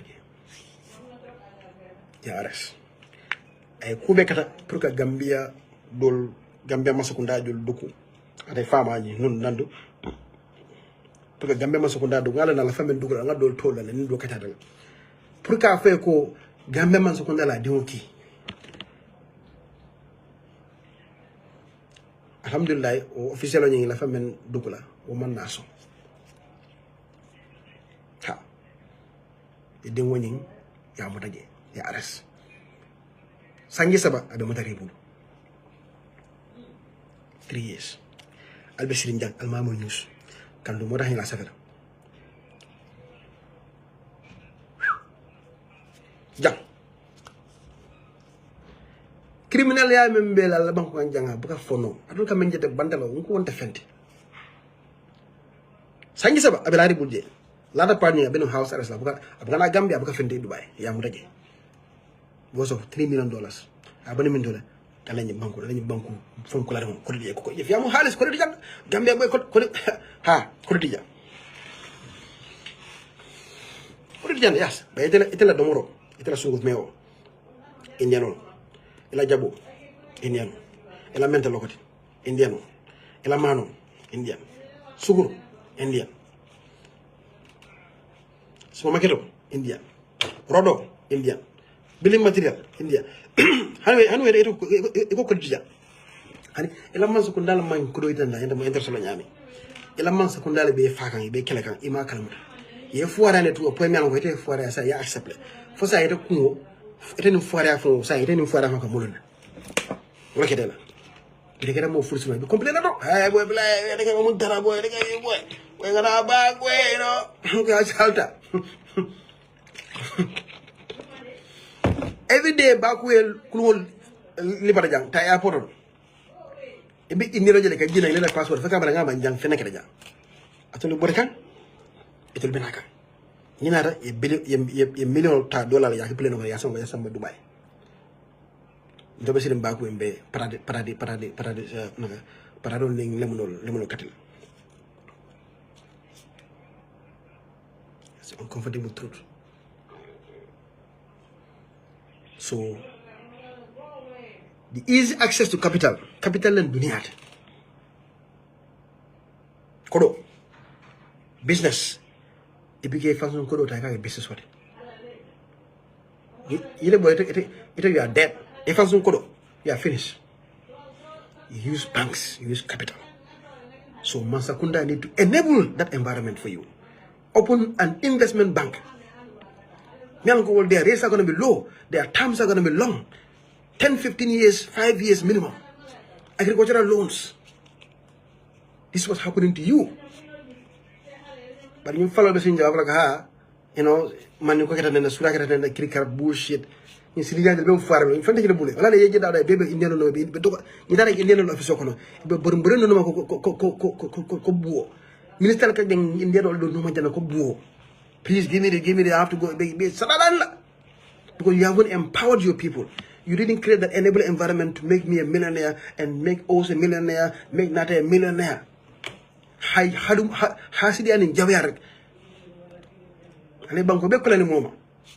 You make life hard for people. Simple knowledge, Albaka use no. Gambians don't have access. I don't care how smart you are. Bring your business and see. Look, you need capital. I don't care how much money you are. In America, 2 million. Don't bring your money here. You bring your money here. Don't do it. Your money will never make you successful. You need banks. You need a good business plan, a bankable project, and a willing bank that's going to accompany you. Today I'm talking here on Facebook Live. Mark Zuckerberg don't have anything. Fama Fentabulo. Fama was a simple civil servant, whatever. But when he made his product as Facebook, he went to who? The bankers, investment bankers with money at Silicon Valley, and they put money behind his project. Steve Jobs, Apple, he used to use toilet paper, newspaper. What do you I can find that newspaper called Kibar Kedol, I called that Kala, Natara Jonkota, Kafan Senawal. Newspapers. That's how poor he was. Who made him? Banks. Banks are the reason why India will come here today, next 3 years. There's a guy listening here, he's listening, he knows. They come here 2-3 years, they dominate the airline, the air ticket industry. Now every government institution, they go buy air ticket at the Sadhguru and all these Indian companies. But what do Sadhguru? They don't pay taxes. They buy their tickets from Dubai. So they dodge all the Gambia's taxes. You need a ticket, they get it from Dubai for you. That's your ticket. Bam. Finish. There are companies in Dubai waiting. We are here struggling with these taxes here and there. Banks, forex, move forex. Like, yeah. They're not worried about that. They'll get their products here. The containers will come every month because they don't depend on your 25% nonsense banks. Yes, the only time bank will work for them if, let's say, I buy a rod from them and I want to pay them through the bank, fine, they will accept that. I buy, 10 rolls of, tiles from them, I pay them through check. Yeah, it goes to their account. That's it. That's the only time they deal with Gambian banks. But to say what, I'm bringing a container, I need you to, no. They have their guys in Dubai to do that for them. So you the one wondering, oh yeah, okay, this is it. Did you get it? Do you understand now? Yeah. So all the educated people in Gambia, all the smart people in Gambia, nobody can tell you this. They all know they wouldn't say shit. That's the typical government thing. Ha. Because they didn't take. Banku be tela jang. Yeah, they can be easy. Not easy. What are you doing? If you cannot even do anything about it, explain to the people why it's happening to them. These things look like complex issues. They're not really that complex. I do my best. Can break down to the common denominator. So the average government can understand why they are poor. Because if the government cannot diagnose why they are poor and they think poverty, we can never attain change. God doesn't hate you. Go to Senegal. Senegal have Bank Agricole. Every time you're driving through Senegal, like from the border, look on the border signs, the signs. Bank Agricole of Kaolack, Bank Agricole of this, Bank Agricole of that. Yes. There are banks giving them money. I have a friend here. True story. I don't want to name the names, but yeah, he used on a factory here. He owned a biscuit factory, like Salam biscuit, that the one they put at the Kamesamba Kudiola. Just to show you the real life consequences of not having good banking systems around you. This is a friend of mine. Known him for a long time. I came back, he had a factory in Carnegie, making biscuits and chips. He buys corn in bulk, from outside Brazil, whatever, Senegal, and then he makes biscuits, chips, and Pringles, whatever. Good company. One time he had a meeting with Macky Sall's Minister of Trade.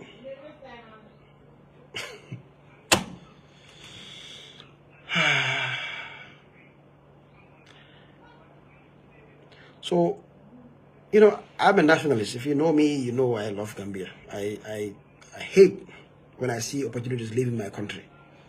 And this guy also shares, he's like me. He loves Gambia. He has everything he has here. He traveled a little bit, but he spent most of his time in Gambia developing industries. He loves it here.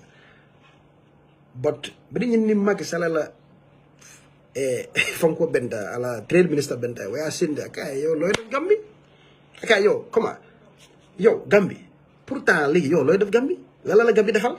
Yo, photo la kay yo sa level bo nekani bu de fi nga nekkon. Lo def ni, ite men kenen fofu dara level auto. At your own nyaha. No government support, nothing. You get to this level in Senegal, you would have been multi-billionaire by now. Because we would have accompanied you to the next level. Look at you now, you don't even have a diplomatic passport. Here I even like, bang! Senegal guy, minister guy, look, come. Tell sa business Gambia nga ñëw Senegal. Gambia marché la. Kay nga manufacture fi, defar fi, jaay fi, après nga def Gambia sa marché comme régional. Was very insulting to him. Bra ko ci dama bëggal nga yabul la de mu déglu ko aka dama la jox usine aka mbe factory banka lotal already Senegal tare lay factory jurumol ye londi. If you come they give you a factory, you bring your machines, but the key part ya mutadami wala munti access to capital. Kay yo da ngay sol ay bagage da nga solo sa bank benn bank mun la jox $1 million LC yow yeneen saa nga solo ay $3 million LC pour dem jënd bagage mun loo ko kaay ma jox la sama banque yaa fi kaay ñun banque régionale sa banque kaw la sa mun na la jox LC ay paak atade factory di yàlla kaay saa yem fa nag ila bagage sol ila factory bagage sol bi solo la mel la léegi waxuñu rek loo soxla dinañ la boole banque chinois ñu laa jox finance jox la ay bagage ay moyens nga liggéey booy liggéey ngay fay banque chinois bi en Sénégal en CFA jaru sax ngay jël xale bi di ko changer di ko def ay yuan pour fay chinois bi ñu ngi am banque fii Sénégal ñu jox la bagage am factory bu es am ay bagage yu es dinaa liggéey yaa ko sa capacité boo amee nga fay gaay fii en CFA amul ay dem ñëw ay signé contrat ay tukki China non waxal rek loo bëgg depuis na boo yàlla bëgg a soko ala facture soron sama Sénégal 2 years ago sama Sonko Abidjan Same guy, just to let you know the difference between just access to finance and capital. Sign capital is from what? From small employees to like big employees. Sign Gambia becomes a part of this market. The bigger market is Senegal. Dakar has 5 million people. Tuba has 5 million people. Gambia is like a 2 million. So Gambia is like a region. So now he just sells. Sells in Senegal, Gambia, that's it. But production, everything, Senegal. Because it's cheaper. Access to capital, he doesn't no more have to deal with 20-something% interest rates. That is insane. He's now thriving.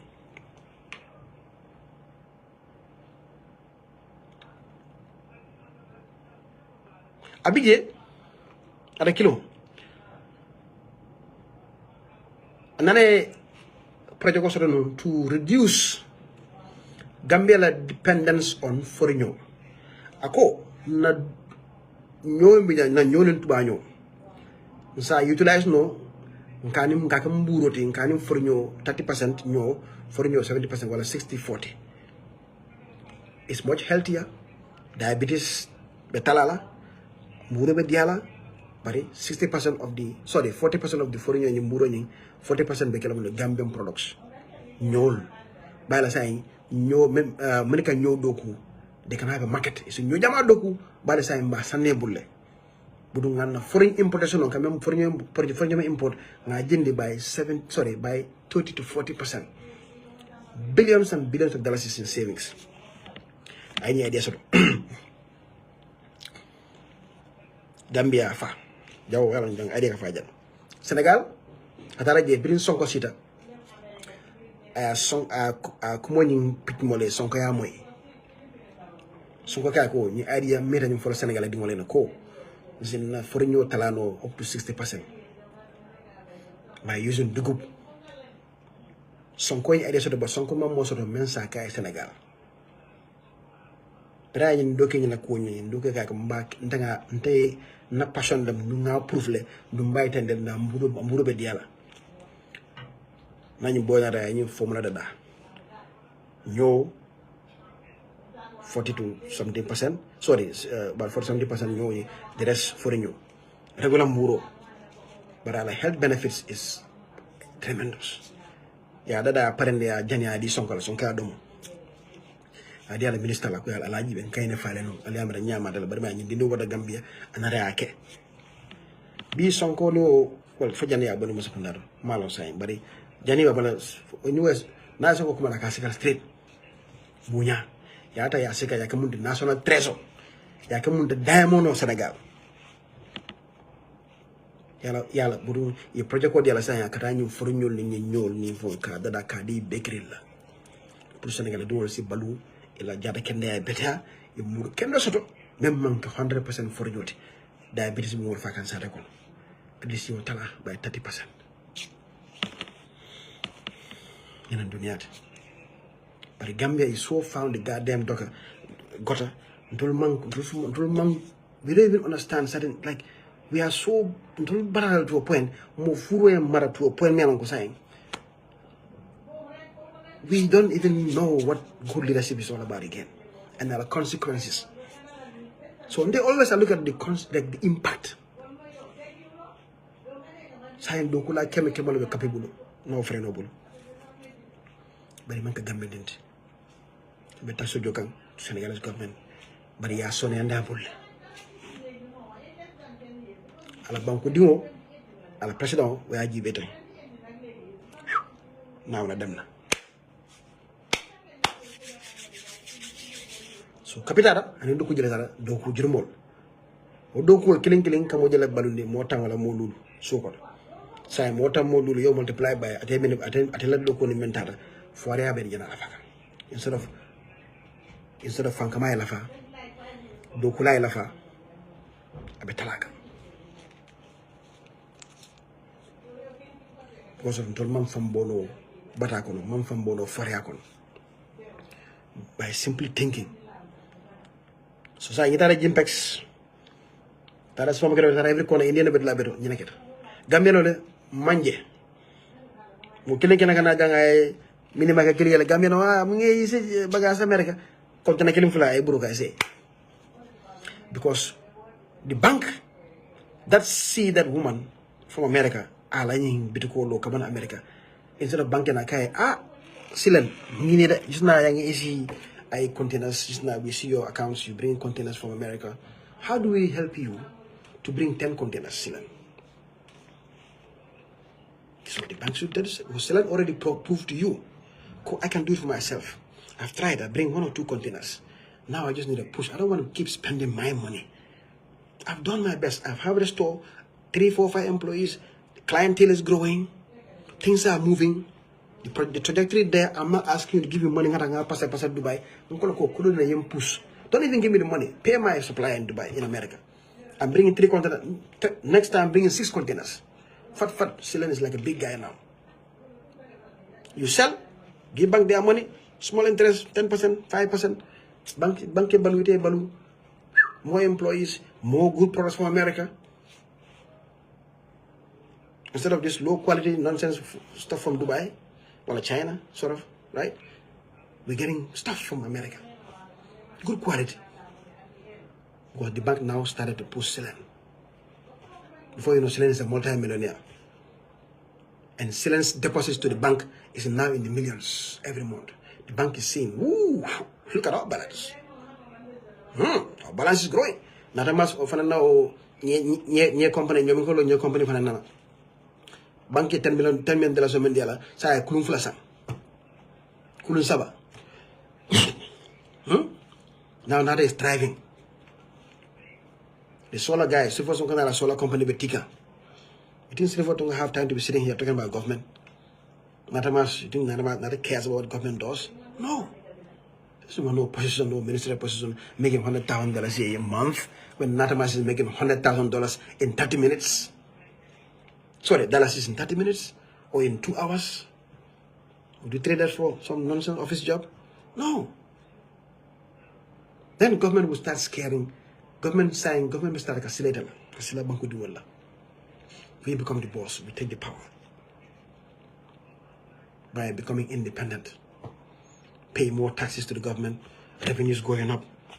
The trade balance, the dollar going like this.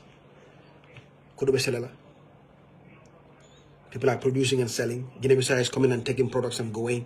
Mali is coming and taking products from Ceylon or 10 containers from America. You know? It's not that difficult, bro.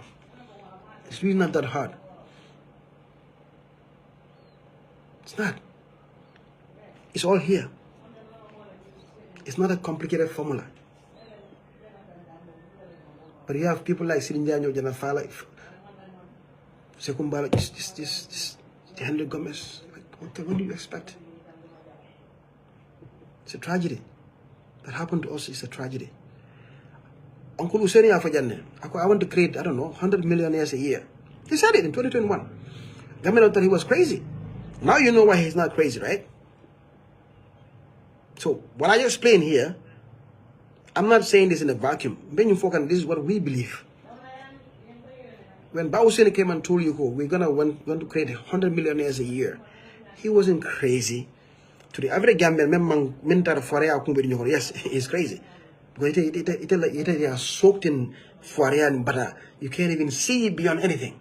So he will probably sound like a parable to you. But it's not parable, it's real. It's doable. It's not difficult. Because if I create Nadamas a millionaire, Nadamas will create another millionaire by him within 6 months, within 1 year. 100%. That's just how economics work.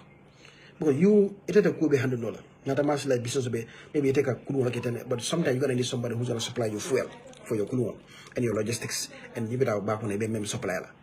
You have somebody for that job, right? Yes, that guy's a millionaire. Just buy that. Silan brings 10 containers from you're gonna need a logistics guy. You're gonna need somebody gonna clear a company.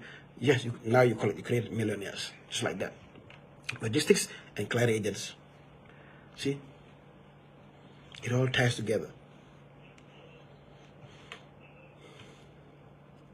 Building material wholesale people, builders, solar plumbers, solar electricians, plumbers. Everybody start making money.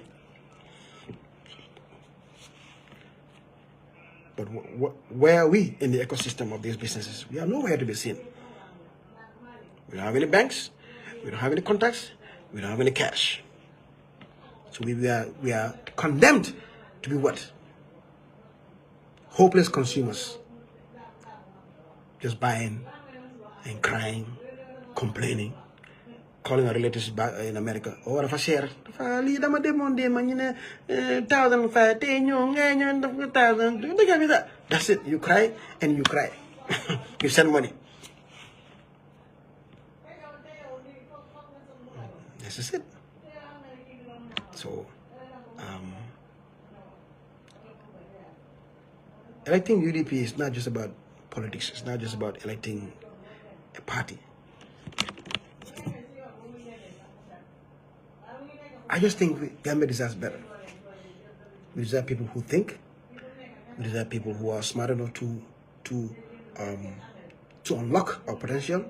It's a very small country, wallahi. People who can enact smart policies. Money leaving our airport, dollars leaving our airport every day. How do we stop that? Indians refusing to go to the banks, going to the Guineans and changing their monies. Illegal forex trade. What do we do about that? It's killing our economy. It's distorting our economy because they cannot keep track of what's being traded. But we still make reports of Gambia economy. This is what Gambia's revenue. No, you don't know. You have no fucking idea. Sorry. What do you know? When those guys are changing this money, they are sitting in your office. Millions are getting transacted. When that Punchy was getting caught in Dubai with $3 million from the Gambia, you central bank, what do you know? You have nothing. You were called at the last minute. And we're told about it. That $3 million were caught in Dubai from Gambia. $3 million.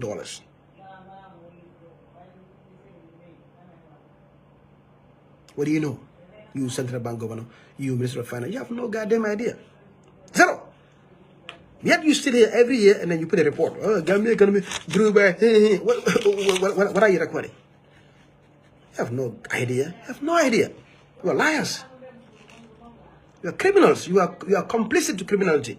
You know what's happening in this below the chances. You know what's going on. You're part of it. It's a cartel. You're benefiting from it. You're making millions of dollars every day by closing your eyes and letting these things go on. Where were you when $3 million was leaving your shores and getting caught in the airport of Dubai by an Indian?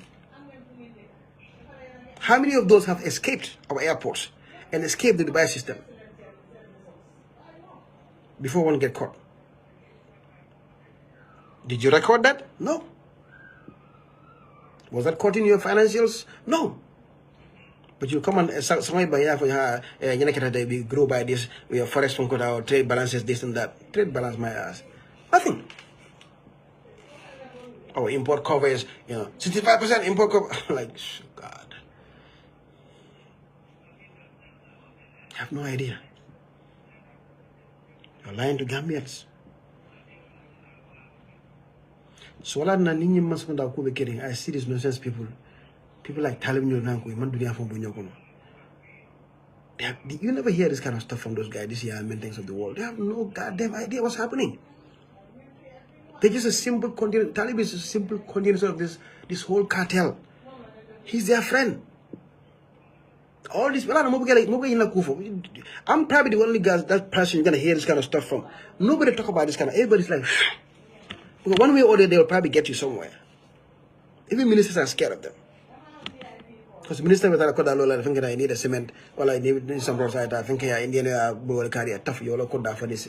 That's what they do here. You're building stuff, they give. I see people they are building compounds, they don't buy anything. Indian, they do that here.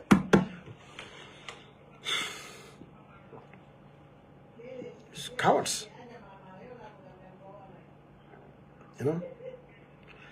Anyway. So, yeah, I don't know how I even got to this topic. It's a long one. Yeah, but I hope I've done a good service here. At least demystify some of these things, some of the issues that we cry about, why it's happening to us, Maybe now some of us will understand. When you go to Gympex, you see these things around you. Everybody's crying about it, but nobody's telling you why it's happening and why it's basically thriving. So now you know. So in case you are entrusted with power, or something like that, we know what to do. We know what to ask for. We know what to push for. We also, UDP, we need to equip ourselves with knowledge, with information, with demands. But also, this is what we want to see. And if we are not seeing it, we make demands. We didn't vote for you to continue the same thing in Gympex. We didn't vote for you for our entire livelihood to be in hands of, like foreign business. No. Enable our environment to make us viable. Create the right environment for us too. But if you don't know how to even diagnose, you cannot find a solution. We have to be able to, this politics is not about just saying praising again. No. We have to have objectives. We want to have, basically, a clear set of objectives to achieve. So, but if we are not equipping ourselves with this knowledge and information, it's difficult for us to make any demands. What are you demanding if you don't even know what the hell what's happening to you? You have to be able to diagnose and don't be scared. Kakasila. In Tokyo, about bullshit. Forget them. Focus on what you want, and then be deliberate about it. But find a way to equip yourself and know what's happening to you, why it's happening to you, and how you can dig yourself out of it. This is it. We are in deep shit. We are in deep trouble. The more I'm in deep into this whole business life and whatever. It's what I know. I can't even It's a travesty. This poverty we are saying here is man-made, and it can be remedied in 5 years or less. Just few fundamental tweaks here and there, but it needs courage, it needs understanding, and it needs a population that's going to demand it. You don't want the donkey for population. No, we need to be empowered. We need to understand and demand these things from our leaders. I don't care about anything. What's the point of changing governments then? For cosmetics? Oh, no. I want government to be changed because I want something.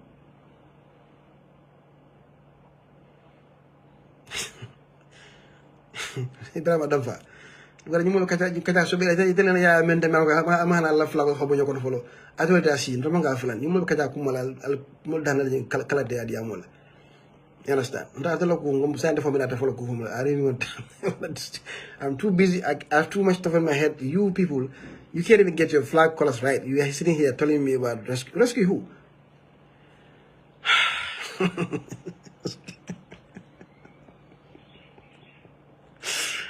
Subhanallah. I swear to God, wallahi. Like seriously, on all seriousness, guys, my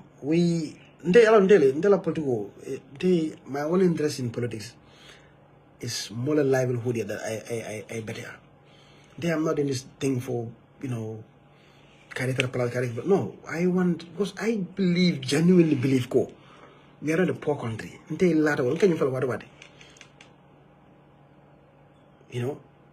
are not that poor. Wallahi, kodon bijang.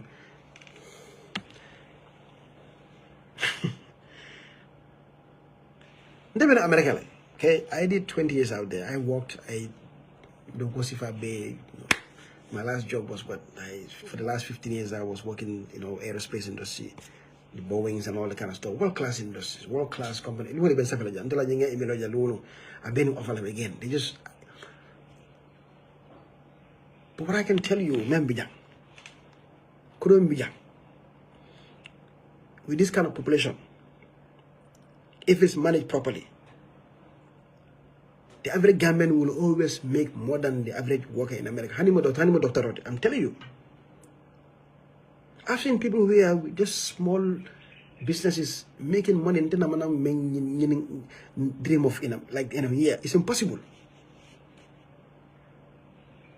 It's not that difficult.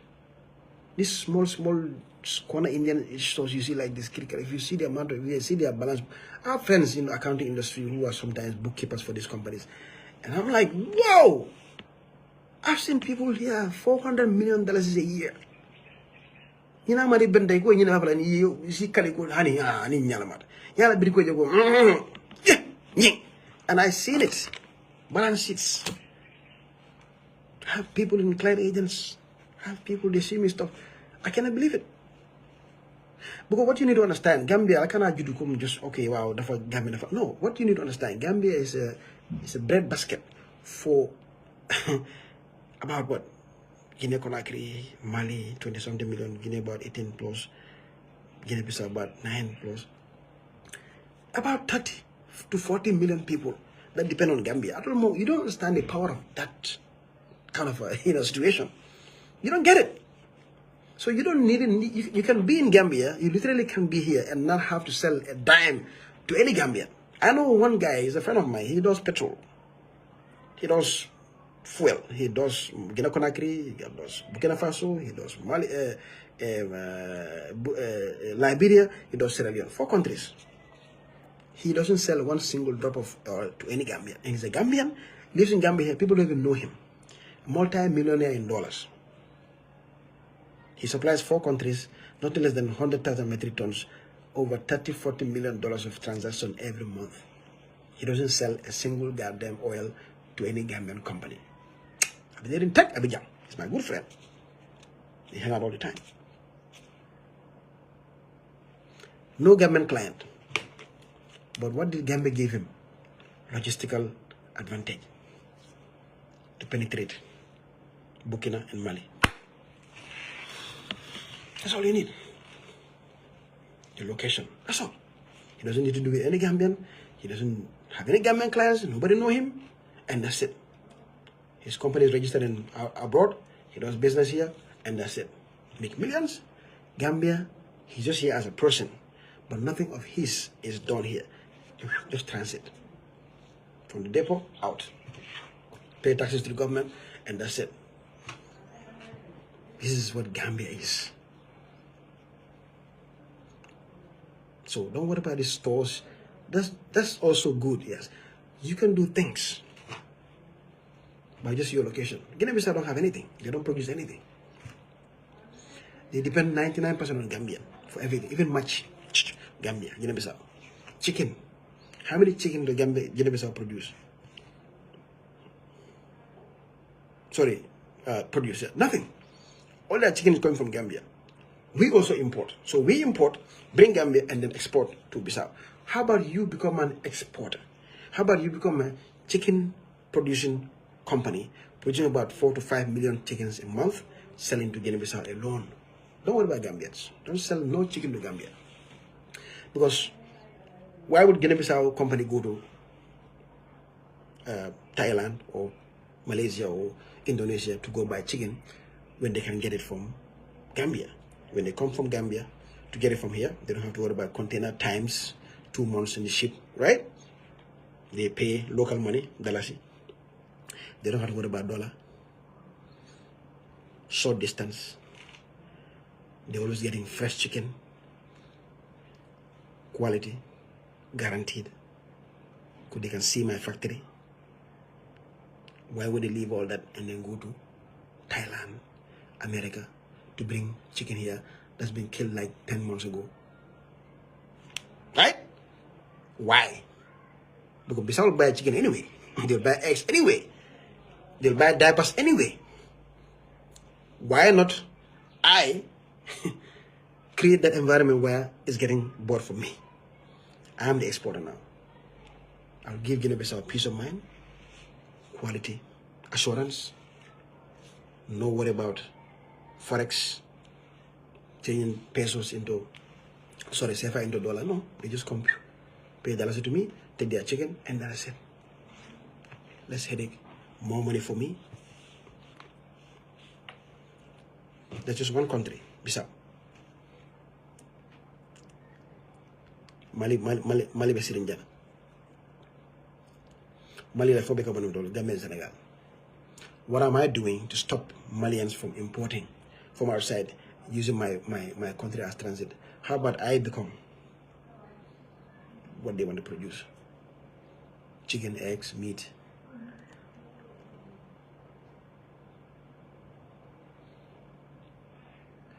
This industry can only grow with government help. I have another friend in this industry, this chicken. Yeah, I'm being for but I'm Malafika was never cool. I'm more follow. So I cannot expose that. They are always listening. So Malafika no cool. You see? The potential here is so when say like Gambia. I see people laughing, oh, I was sitting in Gambia, You guys, you have no idea. Even if you pay me $50,000 a month, like, what do you want me to do again? After 20 years, go back to the same shit? You know, working, getting what, $100,000 a year as an engineer. Like, it's just the skills are like the mindset is not even the same. The scales are not the same. So all I can do, I'm not gonna worry about too much about it, but it's about just enlightening people and showing people what the real Gambia is. Why Indians are flocking in droves. You go to the airport, you see flights, 30% is all Indian. Why Nigerians are flocking? Why everybody's coming, and then we are living in bad way.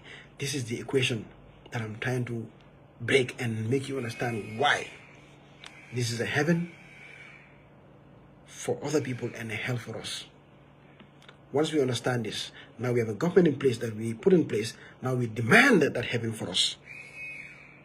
Now we demand those policies to make heaven for us. Now anytime there's a budget, our UDP government go on a budget session. We, the citizens, are now having in our mind, what do I do? What did this government, what is this government gonna do for me? Out of this budget speech, that's gonna come out of this year and then put me on a path to success. If we don't see it, we demand answers. And if we don't get answers, we demand change. Until we get a government that's gonna be like the one that plucked my friend from here, took him to Senegal, and made him a multi-millionaire in Senegal. There's one conversation with the Senegalese Minister of Trade. He lost everything, and then they took him out of here, took him to Senegal. Made him a millionaire. Simple policy tweaks here and there. Boom, that's it. That was the only change he needed. This is what I need to fight for. This is what until being a fight. But nimma nyimbono nyoko no manyen diagnose no manyen understand no. Man salbinale katay kanay kadu ka fendi kuma kilo na malam. To be sirin tan ko seni nyamato nyo keloning tribalism problem on. Ah, tribal. Nin kata be keren today. Did you sense any sort of tribe even discussions in this? Because these opportunities when they open, people use their brain. Nobody's gonna hold anybody. If you fall behind, that's you. But the environment is there for you now. Unless you want to just have a necktie and go sit in an office somewhere, that's fine. You can also do that. But if you want to be a creator, you want to be a builder of economies, that's what we are yearning for right now. We're asking for the opportunities. We're asking for the right environments to thrive and be the best of who you are. Be the best of what we can be. Our current situation is not what we should be. Don't let any leader of this, whoever, borrow anybody to convince you that this is what it should be.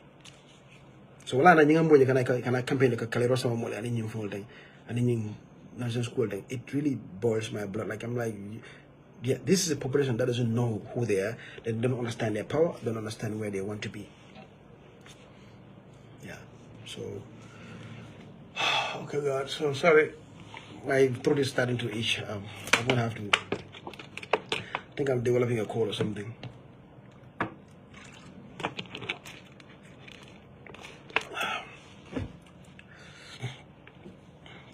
Yeah. Anyway, it was really a pleasure having you guys here.